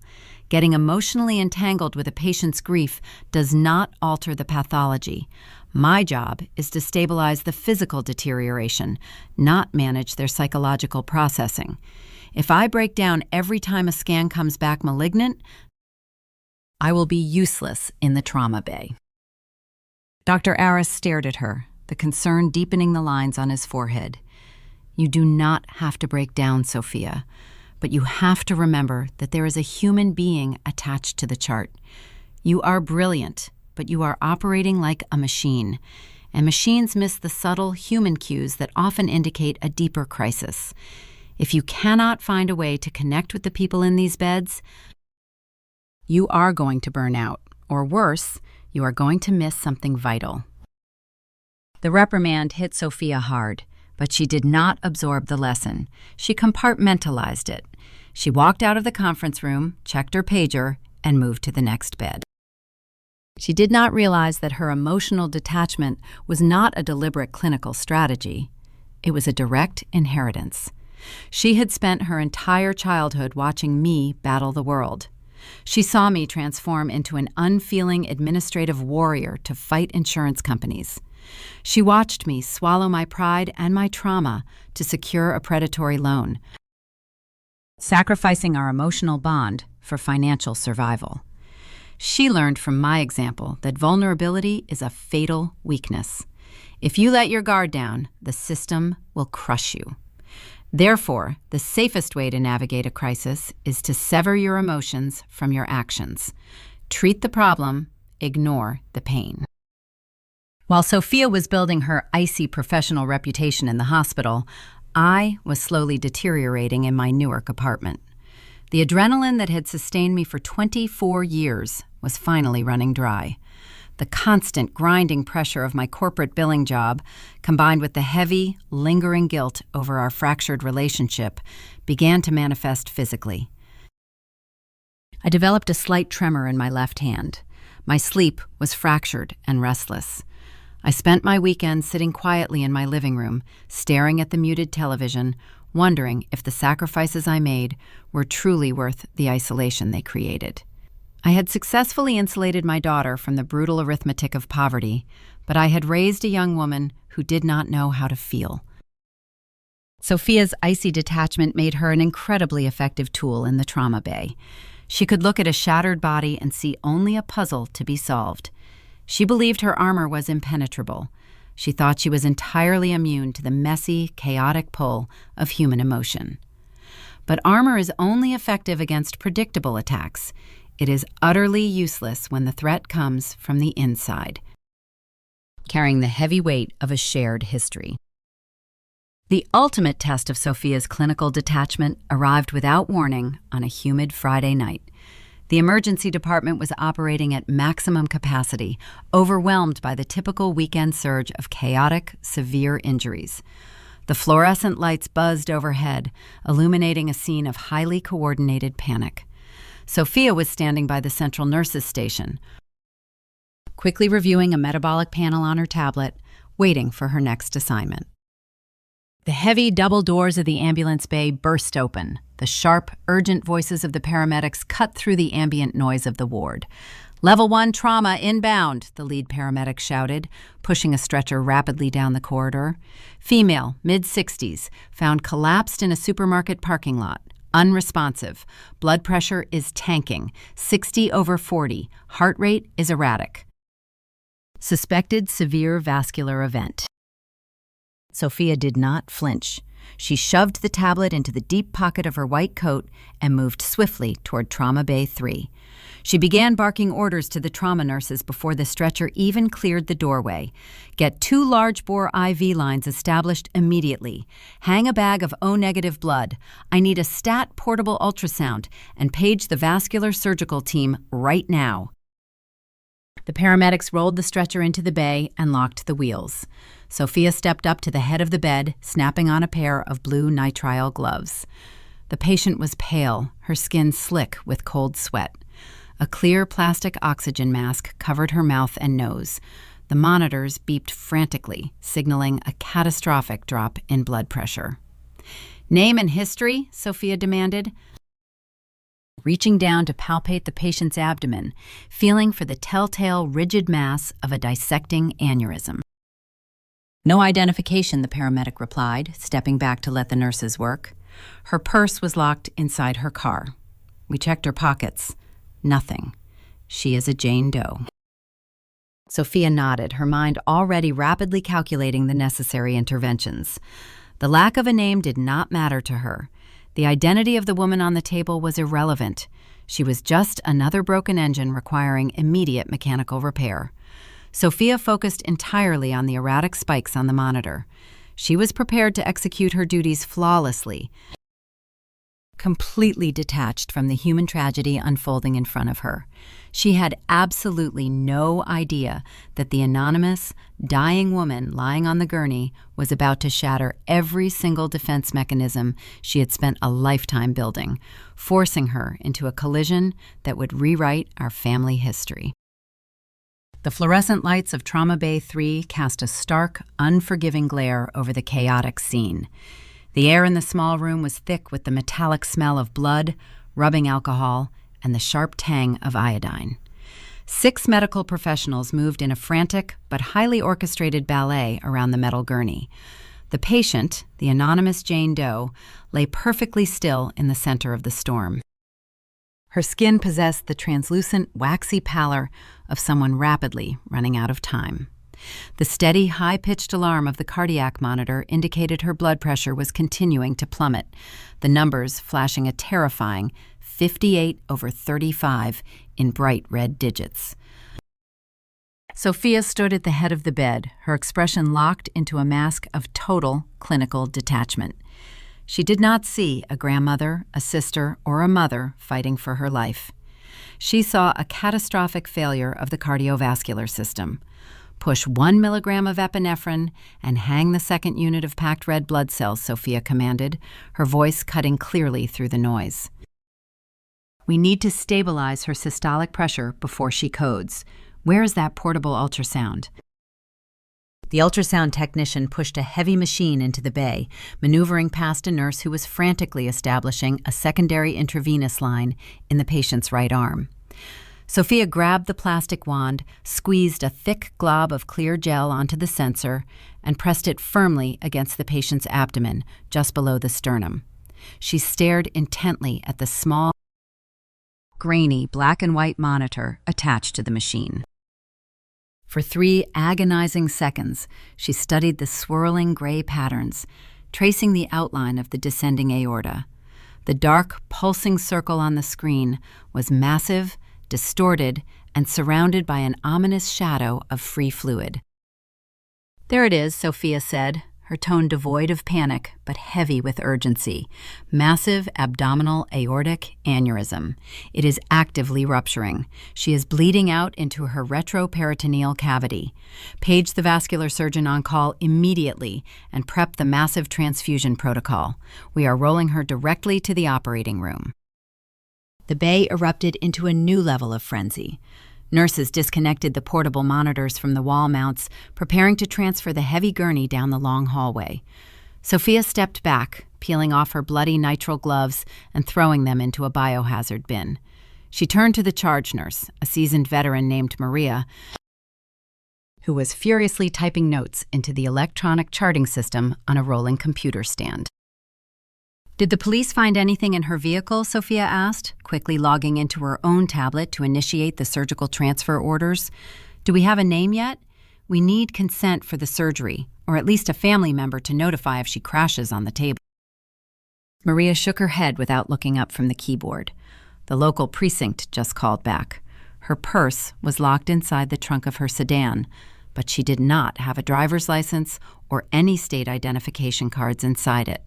Just a few $20 bills and a grocery receipt. The paramedics found a cheap prepaid cell phone in her jacket pocket, but it is completely locked with a passcode. Sophia frowned, pulling up the patient's temporary profile on the tablet. Under the Emergency Medical Treatment and Labor Act, federal regulations mandated they proceed with the life-saving surgery regardless of consent or identity. EMTALA protected the hospital from liability when intervening in an immediate crisis, but operating on a complete ghost complicated the post-surgical recovery. "We can bypass consent under implied emergency protocols," Sophia stated pragmatically. "But what about the phone? Are there any visible emergency contacts on the lock screen? Did anyone call her while she was in the rig?" "I had the desk clerk check the phone," Maria replied, finally turning away from the screen. She bypassed the lock screen, using the emergency dialer, to look for an "in case of emergency" contact. There is nothing. No medical history, no listed contacts, no recent calls. The call log is completely empty. It looks like she bought the phone yesterday and has not dialed a single number. She is a total blank slate, doctor. If she dies in that operating room, she dies as Jane Doe. The detail struck a brief, jarring chord in Sophia's analytical mind. In a world defined by digital interconnectedness, finding an elderly woman with absolutely no digital footprint, no emergency contacts, and no identifying markers was profoundly unusual. It suggested a level of profound, deliberate isolation. People do not accidentally erase their existence. They build walls around themselves to keep the world out, or they burn the bridges leading back to the people who once knew them. It was a desolate, lonely way to navigate the end of a life. But Sophia did not have the luxury of contemplating the sociological implications of a lonely patient. The surgical transport team rushed into the bay, grabbing the rails of the gurney and maneuvering it sharply out into the main corridor. Sophia followed closely behind, matching their frantic pace as they sprinted toward the surgical elevators. The doors of the trauma elevator slid shut, sealing Sophia in a metal box with the transport team and the dying woman. The rhythmic hum of the elevator climbing to the surgical floor offered a brief, 10-second pocket of relative silence. Sophia looked down at the patient's face. The harsh elevator lighting highlighted the deep, worn crevices around her eyes and mouth. The line spoke of a hard life, a life built on rigid discipline and unforgiving pragmatism. It was a face carved by survival. The elevator bell chimed, the metal doors sliding open to reveal the bright, sterile expanse of the surgical wing. The trauma surgeon, a tall man in green scrubs and a blue surgical cap, was waiting by the double doors of operating room 4. "What do we have, resident?" the surgeon barked, immediately taking control of the gurney as they pushed it into the freezing surgical suite. "Jane Doe, mid-60s, Sophia reported, rattling off the clinical data with mechanical precision. Ruptured abdominal aortic aneurysm. Systolic pressure is hovering around 60. She has received 2 units of packed red blood cells and a dose of epi, but the hemorrhaging is severe. No known medical history. No allergies on file. We are flying blind." "Get her on the table and prep her chest to her knees," the surgeon commanded, turning to the scrub nurses. "And someone get me a central line kit. This is going to be a bloodbath." Sophia stepped back, her primary role in the stabilization complete. The surgical team descended upon the patient, rapidly transferring her from the gurney to the narrow operating table. The anesthesiologist moved to the head of the bed, preparing to intubate. Sophia stood near the heavy metal doors, watching the organized chaos unfold. She was technically off the clock for this specific patient. Her duty was done. She should have turned around, walked back down to the emergency department, and picked up the next chart waiting in the queue. Instead, a strange, uncharacteristic compulsion rooted her to the floor. She watched the scrub nurse expertly wield a pair of heavy trauma shears, slicing through the thick fabric of the patient's beige blouse to expose her torso for the massive incision. The fabric fell away, revealing the pale, fragile skin beneath. As the nurse moved to the patient's left arm to secure it to an unpadded arm board, the harsh surgical spotlights caught a very specific detail on the woman's skin. Sophia froze. The breath stalled in her lungs. Just below the elbow, cutting across the thin, wrinkled flesh of the patient's left forearm, was a severe, jagged scar. It was shaped like a crescent moon, pulling the surrounding skin tight in a puckered, uneven line. It was not a surgical scar. It was the messy, brutal remnant of a traumatic childhood injury, healed poorly without proper medical intervention. Sophia's mind raced, attempting to process the visual anomaly. In her 24 years of life, her mother had rarely spoken about her childhood or the family she had left behind in Paramus. Mia had locked those memories in a heavy vault, determined to build a new identity entirely disconnected from the trauma of her youth. But on a rare, quiet Sunday afternoon, years ago, during a fleeting moment of vulnerability, Mia had shared a single, fragmented story. She described a sweltering summer day in Camden, playing near an abandoned industrial lot. She described her own mother, a teenager at the time, attempting to climb a rusted chain-link fence to retrieve a lost baseball. The fence gave way, and a thick, jagged piece of rusted wire sliced deeply into her left forearm, leaving a permanent, crescent-shaped scar. The clinical detachment that had served as Sophia's impenetrable armor for years suddenly cracked, fracturing down the center like cheap glass struck by a hammer. Sophia took a slow, trembling step toward the operating table. The sterile noises of the surgical suite faded into a dull, distant roar. She stared at the scar, her analytical brain desperately trying to reject the impossible mathematical probability of the situation. It could be a coincidence. Scars are common. Trauma is common. The woman on the table was a nameless ghost plucked from a grocery store parking lot. But as the anesthesiologist tilted the patient's head back to insert the breathing tube, exposing her facial features fully to the blinding overhead lights, the undeniable geometry of genetics overrode all logical defense mechanisms. The shape of the jawline, the aggressive slope of the cheekbones, the stubborn set of the brow. It was the exact facial structure Sophia saw every time she looked at a photograph of her own mother. The anonymous Jane Doe bleeding out on the surgical table was Helen, the woman who had demanded Mia abort her pregnancy, the woman who had watched her own daughter walk into a freezing rainstorm, the woman whose anonymous $15,000 check had funded the foundation of Sophia's entire existence. Sophia stood paralyzed in the freezing operating room, the deafening scream of the cardiac monitor echoing in her ears. The brilliant, detached resident had vanished, replaced by a terrified young woman staring into the face of a ghost. The collision she had never prepared for was violently unfolding in real time, setting the stage for a devastating emotional reckoning that would test the absolute limits of her professional restraint. The heavy metal doors of Operating Room 4 swung shut, sealing Sophia inside the freezing, brightly lit theater. The surgical suite was a masterclass in controlled violence. The trauma surgeon barked commands, his voice sharp and precise, over the rhythmic, high-pitched alerts of the anesthesia machines. Blood was everywhere, pooling on the sterile drapes and soaking the blue surgical gowns. Sophia stood near the back wall, backed against the stainless steel supply cabinets, her breath catching high in her throat. The mechanical detachment that had defined her entire medical career was completely annihilated. She stared at the jagged, crescent-shaped scar on the patient's left forearm, illuminated by the harsh overhead spotlights. Her mind desperately tried to reject the visual data. The human brain is incredibly resilient when processing the trauma of strangers, but it short-circuits when forced to confront its own history. The woman on the table was not an anonymous vascular emergency.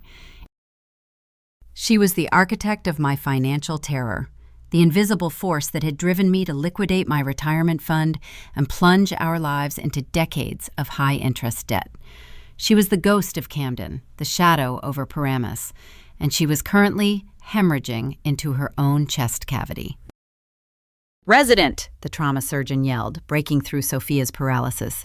"Do not just stand there holding the wall. Scrub in. I need a second set of hands on these retractors right now, or she is going to bleed out on the table before I can clamp the aorta." Sophia did not have time to process the ethical or emotional implications of her presence in the room. The brutal arithmetic of an actively rupturing aneurysm demanded immediate physical action. She turned mechanically toward the scrub sink outside the OR doors, scrubbing her hands and forearms with harsh iodine soap until the skin burned red.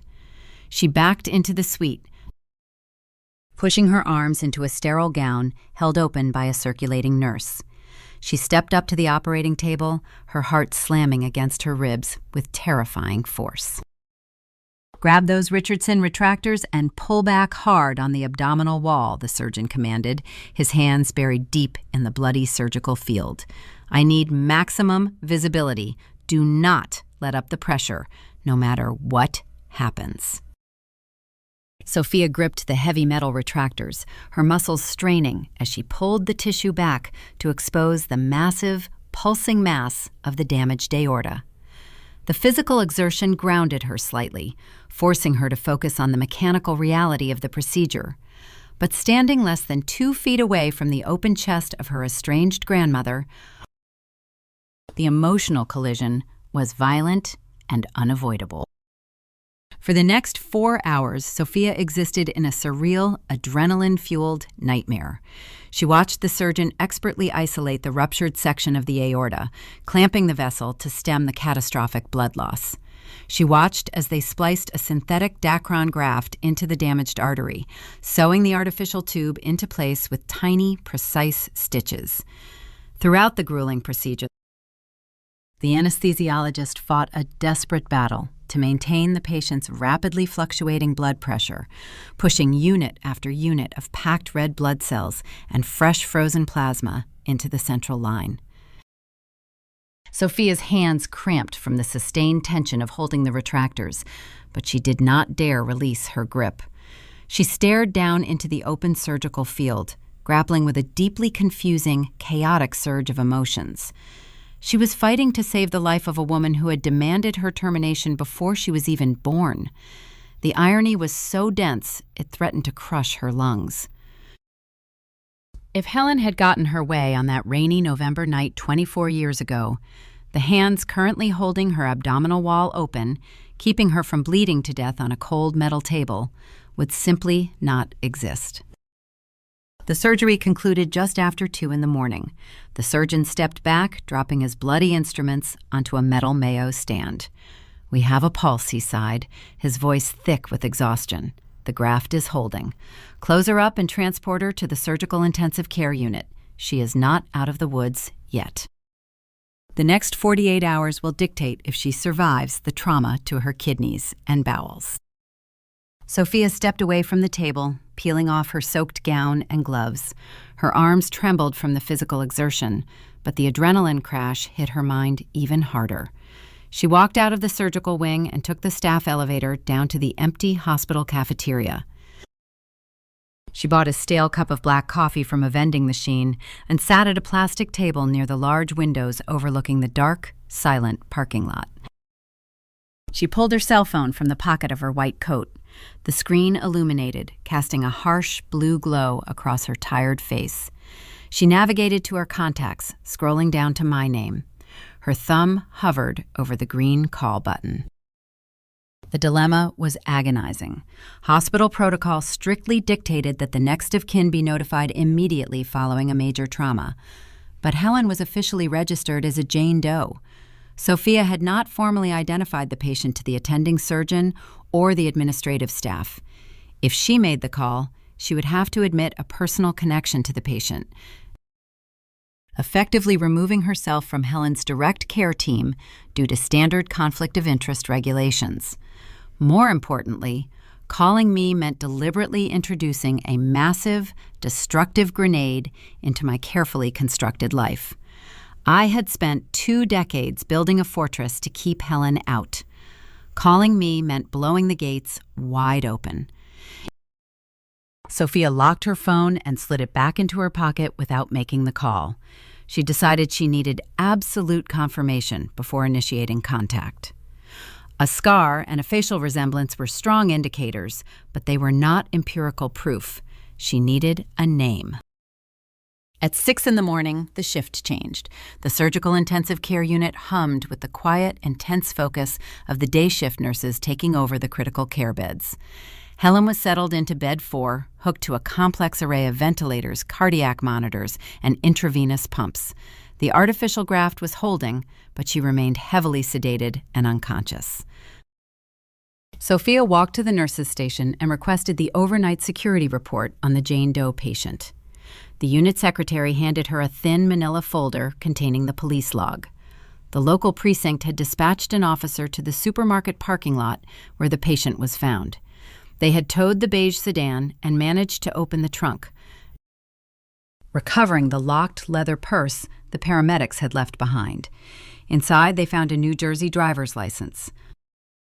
Sophia opened the folder and stared at the photocopy of the license. The name, printed in bold black letters, read Helen Afton. The address listed was the familiar duplex in Paramus. The empirical proof was undeniable. The ghost was real. Sophia closed the folder, her hands shaking slightly. The decision was no longer theoretical. She had the name, the address, and the terrifying reality of the situation locked securely in her possession. She walked slowly down the corridor of the ICU, stopping outside the glass sliding doors of room 4. She watched the steady, rhythmic rise and fall of her grandmother's chest, propelled by the mechanical ventilator. The woman lying in that bed was vulnerable, broken, and entirely dependent on the machinery surrounding her. She possessed none of the terrifying power she had wielded 24 years ago. She was not the cold pragmatist who banished a pregnant teenager into a storm, nor was she the wealthy gatekeeper who refused to co-sign a loan. She was just an old, lonely woman fighting for her next breath. Sophia stood outside the glass, grappling with a profound sense of isolation. She was uniquely positioned at the exact intersection of medical duty and profound family trauma. The burden of disclosure rested entirely on her shoulders. She knew the explosive fallout the phone call would trigger. She knew it would force me to confront the darkest chapter of my life, dragging me back into a toxic dynamic I had sacrificed everything to escape. But hiding the truth was not an option. The brutal reality of the situation demanded a confrontation. The silence had to end.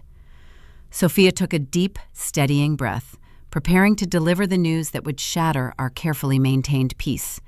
She reached into her pocket, pulled out her cell phone, and dialed my number, completely unaware of the explosive, messy reaction she was about to unleash. The telephone rang at 6:15 on a Saturday morning.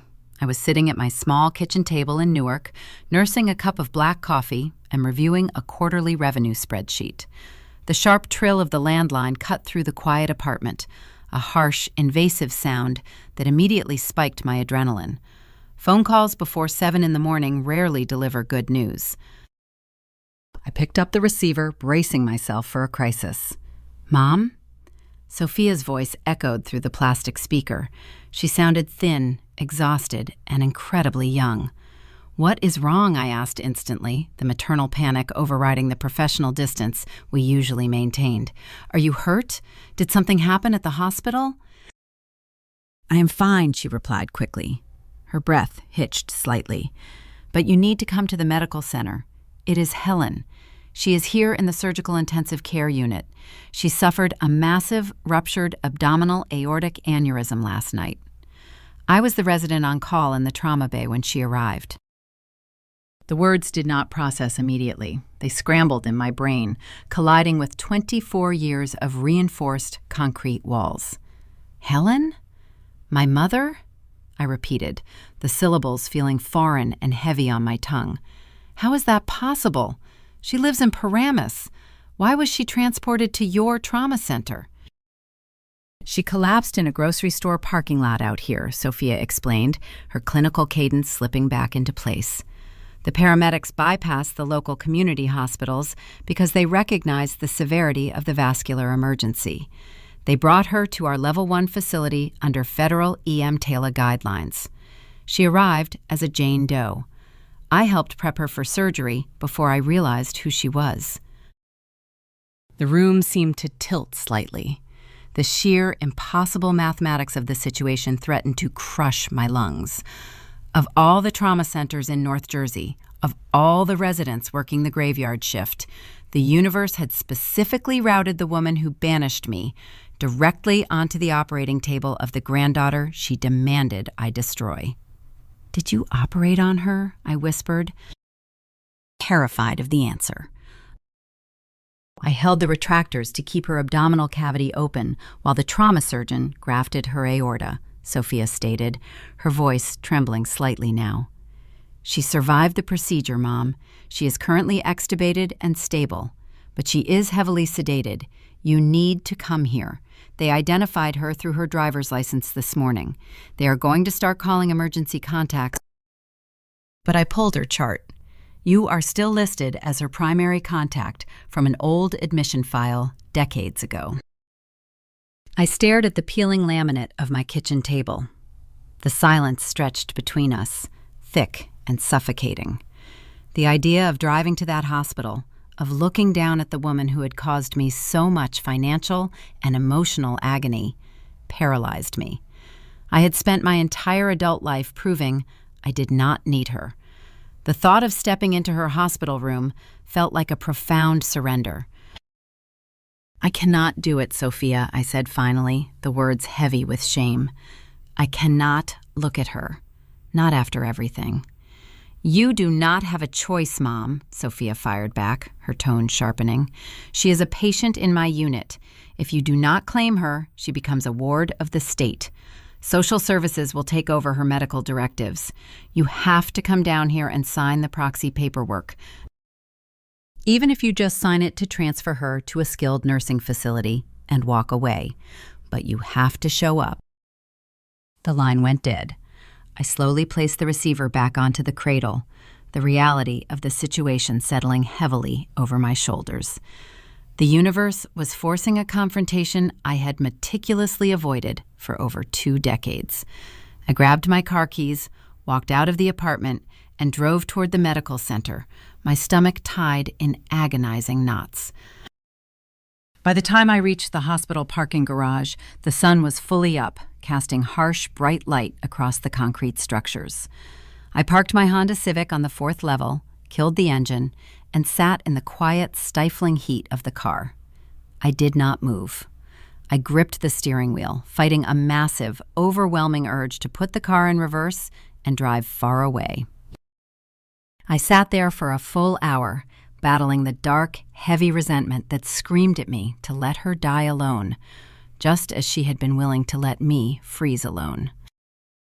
While I was paralyzed in the parking garage, wrestling with my demons, Sophia was forced to confront the ghost directly. Up on the surgical intensive care floor, Helen was slowly swimming back to consciousness. The heavy fog of the propofol and fentanyl began to lift, replaced by the sharp, undeniable agony of a massive abdominal incision. The rhythmic beeping of the cardiac monitor provided the soundtrack to her disorienting awakening. She opened her eyes, blinking against the harsh, sterile lights of the ICU room. Sophia was standing beside the bed, checking the infusion rates on the intravenous pumps. She wore her crisp white coat, her stethoscope draped around her neck, projecting an aura of absolute medical authority. But her hands, hidden deep inside her pockets, were trembling violently. Helen groaned, the sound dry and rattling in her throat. She tried to shift her weight, but the pain pinned her to the mattress. She turned her head slowly on the thin hospital pillow, her cloudy, medicated gaze landing on the young doctor standing beside her. Helen blinked hard, trying to clear the lingering haze of the anesthesia. The facial geometry of the resident hovering over her IV lines triggered a deep, buried memory. The shape of the jaw, the sharp angle of the cheekbones, the intense, dark eyes. It was a face she had not seen since a rainy November night 24 years ago.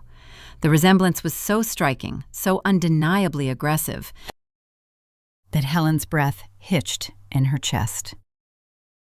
"Who are you?" Helen croaked out, her voice barely a raspy whisper. Sophia froze. The clinical detachment she had relied on for years completely evaporated.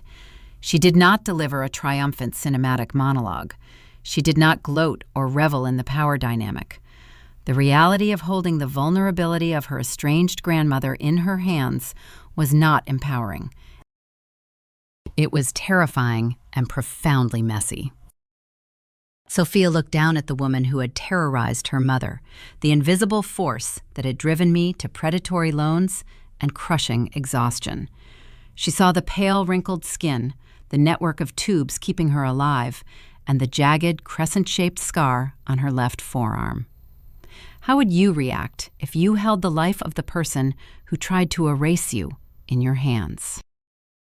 Drop a comment below if you think you could maintain your professional distance, or if the anger would take over. Sophia leaned down, bringing her face inches from Helen's ear. Her voice was shaking, but the words were distinct and devastatingly clear. "I am the baby you told her to abort," Sophia whispered. Helen's eyes widened in profound, uncomprehending shock. The heart rate monitor next to the bed immediately spiked, the digital numbers jumping wildly as the realization slammed into her fragile system. Sophia did not wait for a response. The emotional dam broke. The adrenaline that had sustained her through the grueling surgery and the tense morning finally crashed, leaving her physically nauseous. She turned sharply on her heel and sprinted out of the ICU room.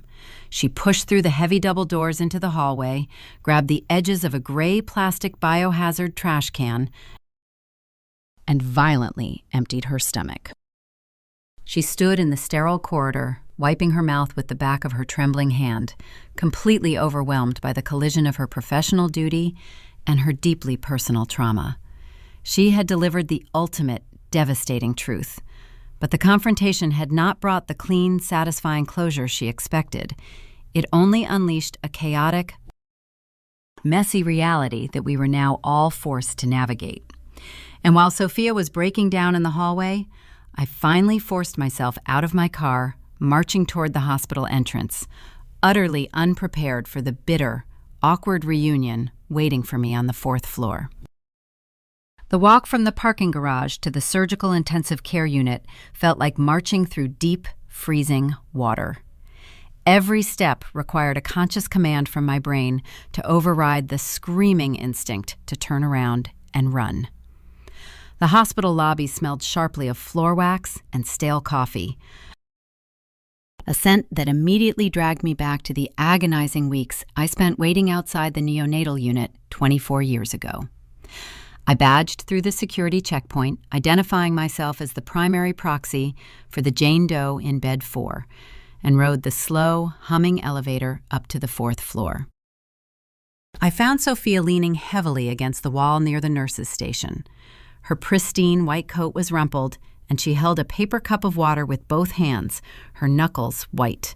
The intense, clinical facade she wore like armor had completely cracked, leaving a terrified, exhausted 24-year-old girl in its place. I did not ask her for a medical briefing.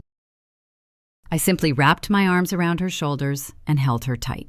She buried her face in my neck, taking a long, shuddering breath. We stood there in the chaotic, buzzing corridor, acknowledging the profound, terrifying magnitude of the collision the universe had just orchestrated. I took a deep breath, released my daughter, and turned toward the heavy glass sliding doors of room 4. There was no cinematic swelling of music, no sudden rush of profound forgiveness washed away decades of bitter resentment. I pushed the glass door open and stepped into the freezing, sterile room. Helen looked remarkably small. The woman who had loomed over my entire life, casting a massive, terrifying shadow from her Paramus duplex, was reduced to a fragile, pale figure swallowed by the pristine hospital linens. The complex array of monitors framing the bed beeped in a steady, monotonous rhythm. The thick, synthetic Dacron graft holding her aorta together was buried deep inside her chest, leaving a massive, angry red incision running down the center of her torso. She turned her head on the thin pillow as I approached the foot of the bed. Her eyes were sunken, framed by dark, bruised circles of exhaustion and heavy medication.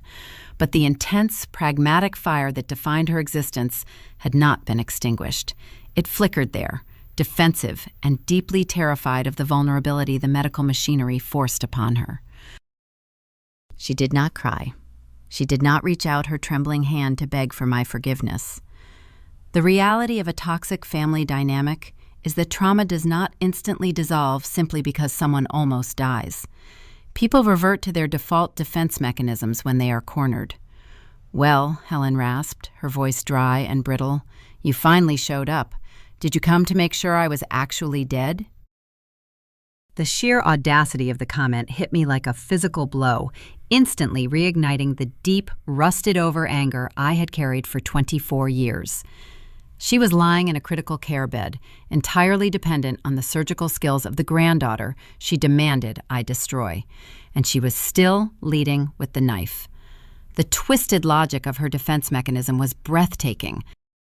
She believed that if she struck first, she could maintain the illusion of control, masking her absolute terror of the situation.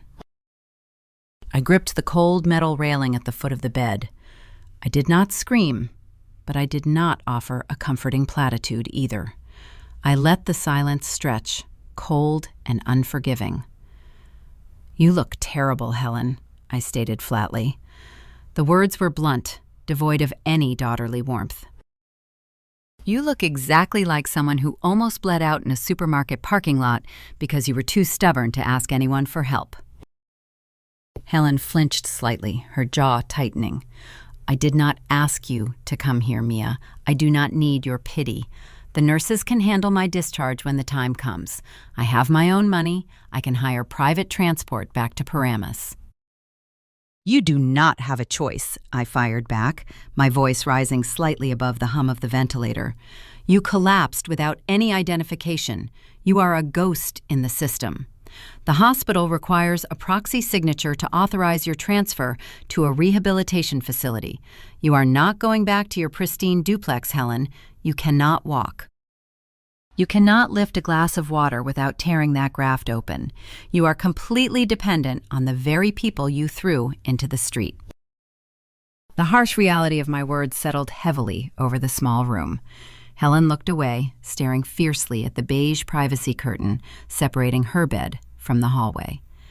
The defensive anger began to fracture, revealing the profound, paralyzing fear hiding just beneath the surface. She had spent her entire adult life hoarding resources, building impenetrable walls of financial security to ensure she never had to rely on another human being. The thought of losing that independence, of becoming a burden to the daughter she had banished, was a fate far worse to her than the physical pain of the surgery. "I am not moving into your apartment," Helen muttered, her voice dropping to a harsh, strained whisper. "I will not be a burden in your house. I know exactly how much space you do not have." The comment triggered a sharp, painful memory. I thought about the cramped, freezing studio above the laundromat. I thought about the predatory loan documents spreading across my kitchen table. "You do not have to worry about that," I replied, my tone icy and precise. "I am not offering you my spare bedroom.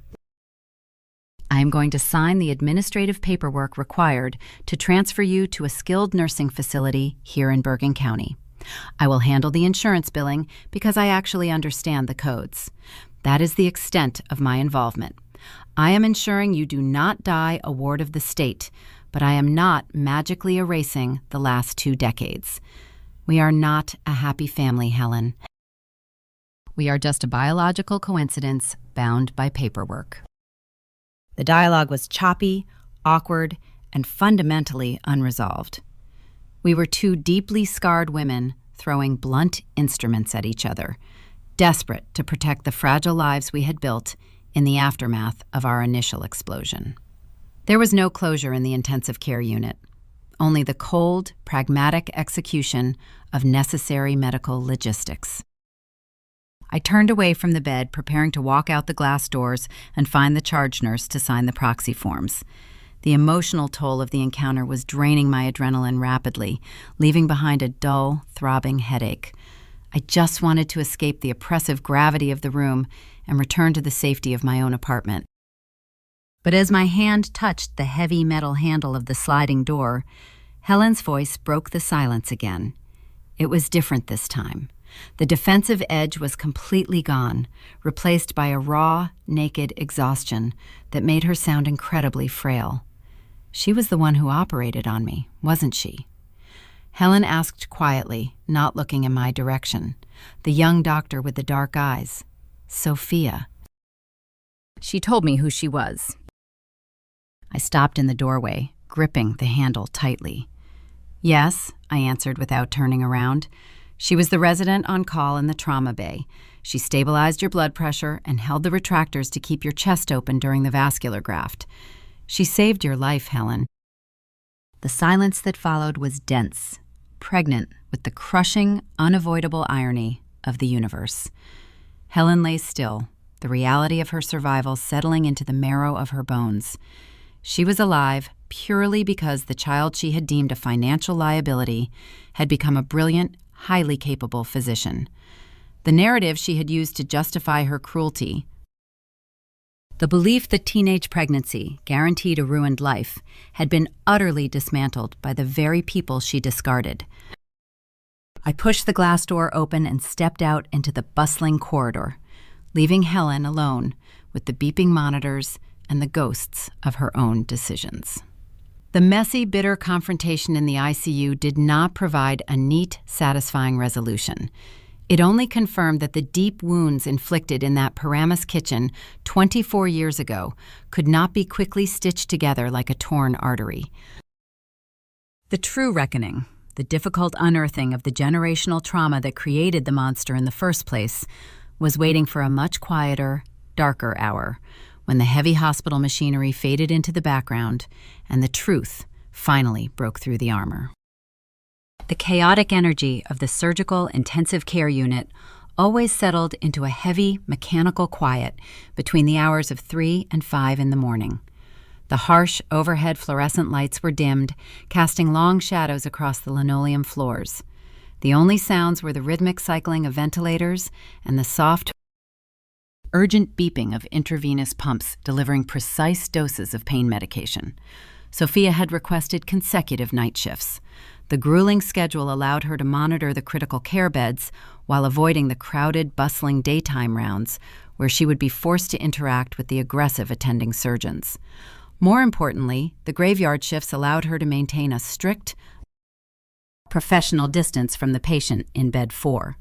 She performed the necessary neurological checks and recorded the drainage output from the chest tubes with mechanical precision, never initiating casual conversation. On the 4th night following the vascular graft, Helen's condition stabilized enough for the respiratory team to officially step down her oxygen support. Sophia stood at the foot of the bed, the glow from her digital tablet illuminating her tired face as she reviewed the latest metabolic panel. The numbers were slowly normalizing. The synthetic artery was holding. Helen was awake. She watched the young resident work, tracking her efficient movements with a mix of profound exhaustion and a strange, quiet reverence.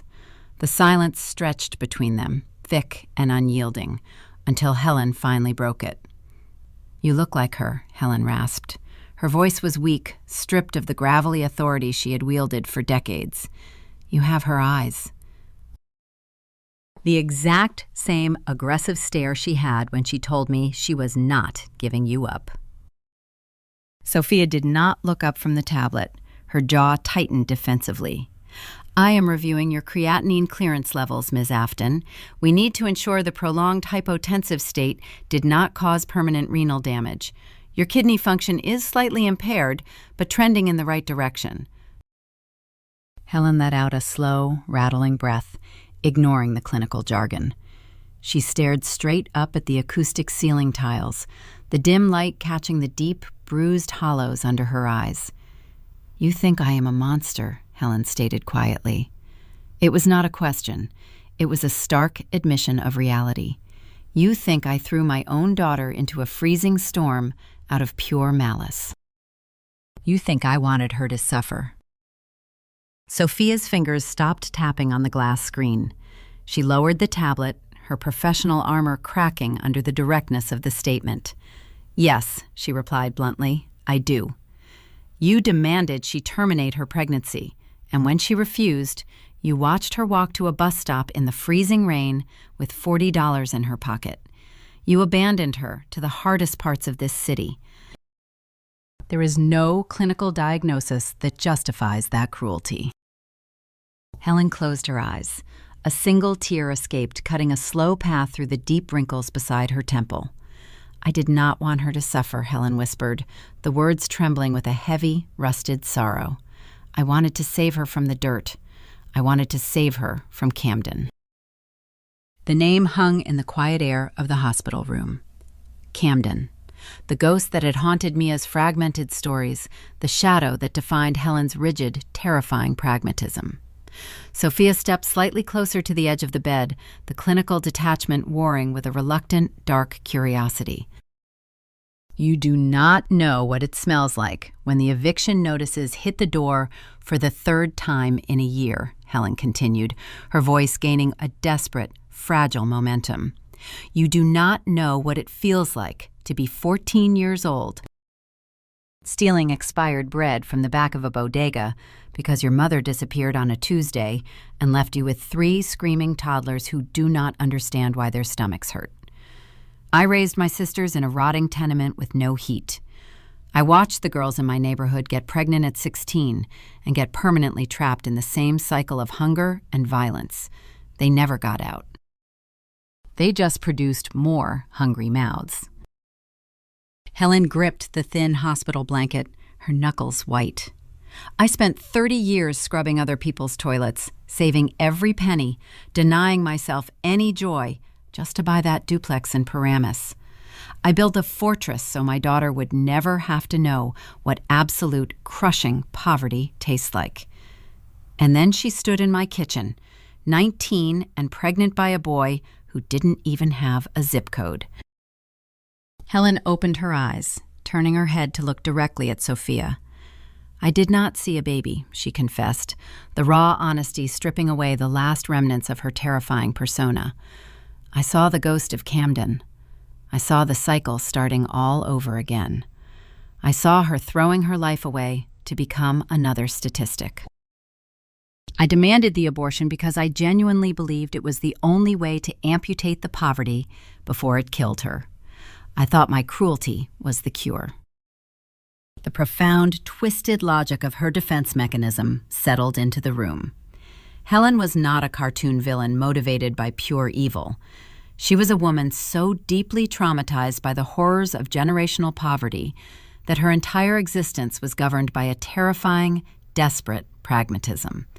She had equated teenage pregnancy with a death sentence, and she acted with the brutal efficiency of a battlefield surgeon trying to sever an infected limb to save the patient. "But you were wrong," Sophia said softly, the anger in her voice replaced by a heavy, complicated pity. "She survived. We survived." "I know," Helen whispered, her gaze dropping back to her trembling hands. I realized I was wrong the second the door clicked shut behind her. But my pride was a concrete wall. I could not admit I had made a mistake. I could not pick up the phone and beg her to come back. Helen took a long, shuddering breath, the physical effort required to speak clearly exhausting her limited reserves. 2 years later, the collection agency started calling my house looking for her, Helen confessed, the words tumbling out in a rush of buried guilt. They detailed the massive hospital debt from the neonatal unit, $40,000. I saw the numbers and I could not breathe. I could not sleep for 3 nights. I knew the compounding interest would drown her. I knew she was living above a loud laundromat in Newark, fighting just to buy groceries. Helen turned her head again, looking directly into Sophia's dark eyes. "I went to the bank on a Tuesday morning. I withdrew $15,000 from my strict emergency fund. I purchased a cashier's check and mailed it anonymously to the collection agency in Trenton. I wanted to give her breathing room. I wanted to stop the immediate threat of a court judgment." Sophia stared at the woman in the bed, the impossible mathematics of the situation crashing over her. "You paid the bill," Sophia stated, her voice tight with disbelief. "You threw her a $15,000 lifeline, but when she called to thank you, you hung up the phone. You refused to speak to her. Why? If you felt guilty enough to drain your savings, why could you not just answer the phone?" "Because if I answered the phone, I would have to hear the exhaustion in her voice," Helen cried, the tears flowing freely now. "I would have to hear the damage I caused. If I answered the phone, I would have to admit that my fortress did not protect her at all. It just pushed her out into the cold. I was a coward. I used the money as a shield to hide my own shame. I am a victim of my own rigid armor, Sophia. I built a wall so high to keep the poverty out that I ended up trapping myself entirely alone on the inside." The confession hung in the sterile air of the intensive care unit. The arrogant, terrifying matriarch was gone, entirely dismantled by the unyielding reality of her own choices. Helen was not asking for absolution. She was simply stating the tragic, unvarnished facts of her existence.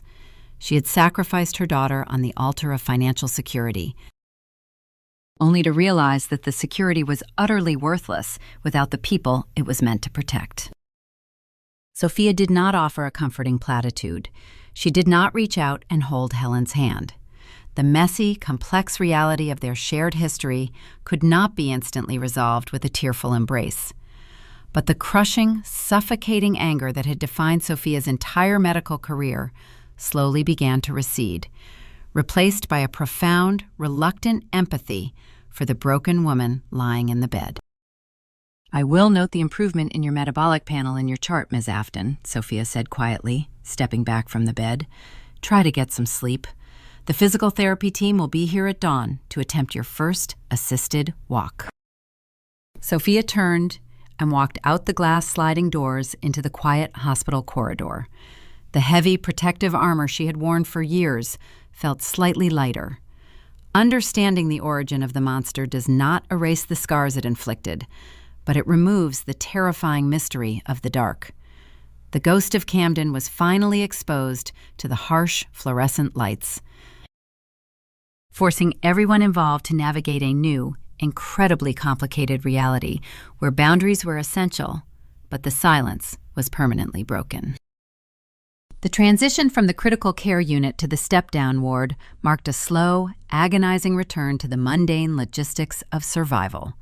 Helen's physical recovery was not a cinematic montage of rapid healing. It was a grueling, painful process dictated by the harsh realities of major vascular surgery. She learned to walk again using a heavy aluminum walker, shuffling down the linoleum corridors with a physical therapist hovering nervously at her elbow. The stark reality of her condition demanded immediate, pragmatic decisions regarding her post-hospital care. The hospital case manager recommended a transition to a specialized rehabilitation facility in Bergen County, a move that required navigating the labyrinth of Medicare approvals and secondary insurance authorizations. I did not offer my spare bedroom. I did not suggest we pool our resources and consolidate our lives in Newark. The confession Helen offered Sophia in the middle of the night explained the origin of the trauma, but it did not automatically heal the damage. Forgiveness is not a mandatory requirement for administrative assistance. I leveraged my 24 years of corporate billing expertise to secure her transfer.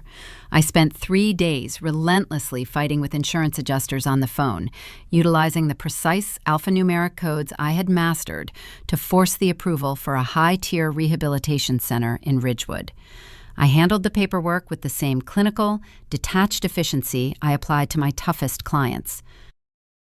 When the transport ambulance finally arrived to take her from the trauma center, I signed the discharge forms in the hospital lobby, handed the clipboard back to the clerk, and walked out to my car without watching her leave. We did not become a happy, functional family. The deep, jagged trenches carved by decades of silence and resentment do not miraculously fill themselves in. We simply established a new, highly regulated perimeter. Helen moved into a small assisted living apartment connected to the rehabilitation facility. She sold the immaculate Paramus duplex she had scrubbed floors for 30 years to buy, using the equity to fund her ongoing medical care. The fortress she built to keep the world out had finally been dismantled by the very vulnerability she spent her entire life trying to outrun. I visit her on the second Sunday of every month. The visits are not warm or emotionally profound. I drive up the Garden State Parkway, buy 2 black coffees from the facility cafeteria, and sit in the generic beige visitors' lounge. We talk about the weather. We discuss the fluctuating property taxes in Bergen County. We talk about the terrible traffic on Route 17. We sit in the quiet spaces between the words, acknowledging the heavy, complicated history that sits like a third person at the table. There are no tearful apologies, no dramatic declarations of maternal love, but there is a cautious, silent recognition that we survived the wreckage, and we are both choosing to remain in the room. Sophia's approach to the new reality is different, defined by a strict, necessary professional distance. She completed her grueling intern year and moved into her second year of residency with the same relentless, terrifying competence. But the icy armor she wore in the trauma bay has thawed, just slightly. The explosive collision with her grandmother forced her to confront the profound human vulnerability hiding behind every medical chart. She no longer delivers terminal diagnoses like a grocery list. She pauses. She offers the tissue. She allows the messy, chaotic reality of human grief to exist in the room without letting it break her focus.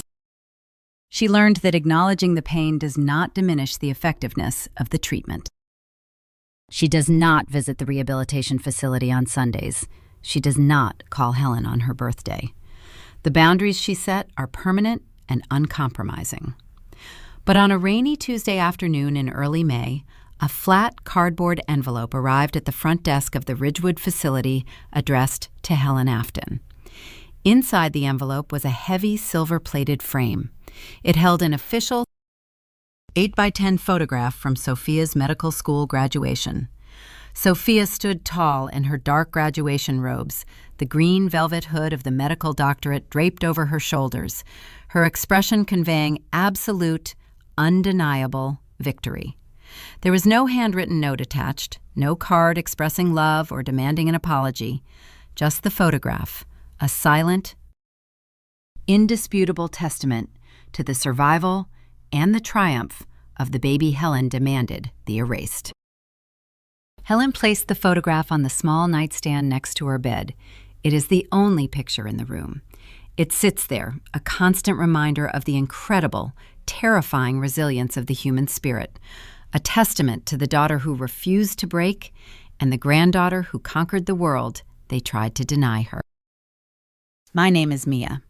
24 years ago, I walked out of a warm house into a freezing storm with $40 and a secret. I did not wait for a rescue. I did not rely on the people who were supposed to protect me. I built my life brick by brick, fighting through predatory loans, exhausting graveyard shifts, and the suffocating weight of generational poverty. I learned that survival is not a neat, inspiring narrative. It is a messy, brutal fight fought in the dark corners of tiny apartments and sterile hospital billing departments. If you are fighting that battle right now, if you are staring at a stack of final notices and wondering how you are going to keep the lights on, understand this. The people who abandon you do not define your destination. Their cruelty is a reflection of their own terror, not a measure of your worth. You are allowed to build your own fortress. You are allowed to walk away from the people who demand your destruction. We do not always get the cinematic ending where the villain begs for forgiveness and the family reunites under a golden sunset. Sometimes, the most triumphant ending is simply the quiet realization that you no longer need their permission to exist. The trauma does not magically disappear, but it loses its power to control your future. You learn to carry the scars not as a burden, but as irrefutable proof that you survived the fire they started. If this story resonated with you, if you have ever had to build your life from the ground up after being discarded by the people who were supposed to love you, please leave a heart in the comments below. Your stories of survival inspire me every single day. Make sure to hit the subscribe button to join our community and share this video with someone who needs to hear that their current struggle is not their final chapter. Thank you for listening to my story. I will see you in the next one. Looking back at the long road from that freezing November night in Paramus to this quiet, undeniable present, the heaviest weight I ever carried was not the crushing medical debt or the predatory loan documents spreading across my kitchen table. It was the deeply ingrained illusion that biology demands an endless supply of forgiveness. I learned the hard way that blood does not equal an open door. You are allowed to build permanent, uncompromising boundaries to protect your own peace, even against the very people who gave you life. When I sit across from my mother in that rehabilitation cafeteria, drinking bitter coffee and listening to the rain hit the windows, I realize something profound about the ghosts that haunt our family trees. Generational trauma is a valid explanation for cruelty, but it is never a free pass to destroy someone else. You can understand exactly why the monster was created. You can even pity the deep terror that drives them, without ever letting them move back into your home. Helen genuinely believed that hoarding wealth and maintaining a flawless credit score would protect her from the harshness of the world, but it only built a lonely prison. I learned that true security is not found in a bank ledger or a paid-off mortgage. It is forged in the messy, imperfect resilience we pull from ourselves when our backs are against the wall. Perhaps the most difficult truth I had to swallow was that retaliation is a complete waste of human energy. The greatest closure does not come from watching the people who hurt you suffer, nor does it come from waiting for a tearful apology that will never arrive. The ultimate victory is simply rendering their judgment entirely irrelevant to your daily life. We did not set out to destroy Helen. We simply outgrew her shadow. Sophia walks the halls of that hospital, saving lives, not to prove a point to a grandmother she barely knows, but because she mastered the fire that was originally meant to burn us down.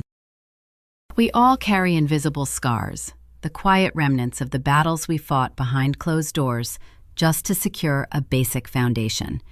If you have spent your adult life breaking toxic cycles and building a safe harbor out of pure grit, I want you to know that I see you. Thank you for sharing this space with me today on Maya Tells Stories. It takes a tremendous amount of courage to confront the ghosts of our past, and having a supportive audience makes that heavy burden so much lighter to carry. If my journey resonated with your own experiences, I earnestly ask that you take a quick moment to subscribe to the channel. Your subscription does more than just keep you updated. It actively helps this platform be maintained and further developed, allowing Maya the Storyteller to continue researching and bringing you other captivating real-life narratives. Every single comment and like builds our community of survivors stronger, ensuring that no one has to walk through their darkest chapters alone.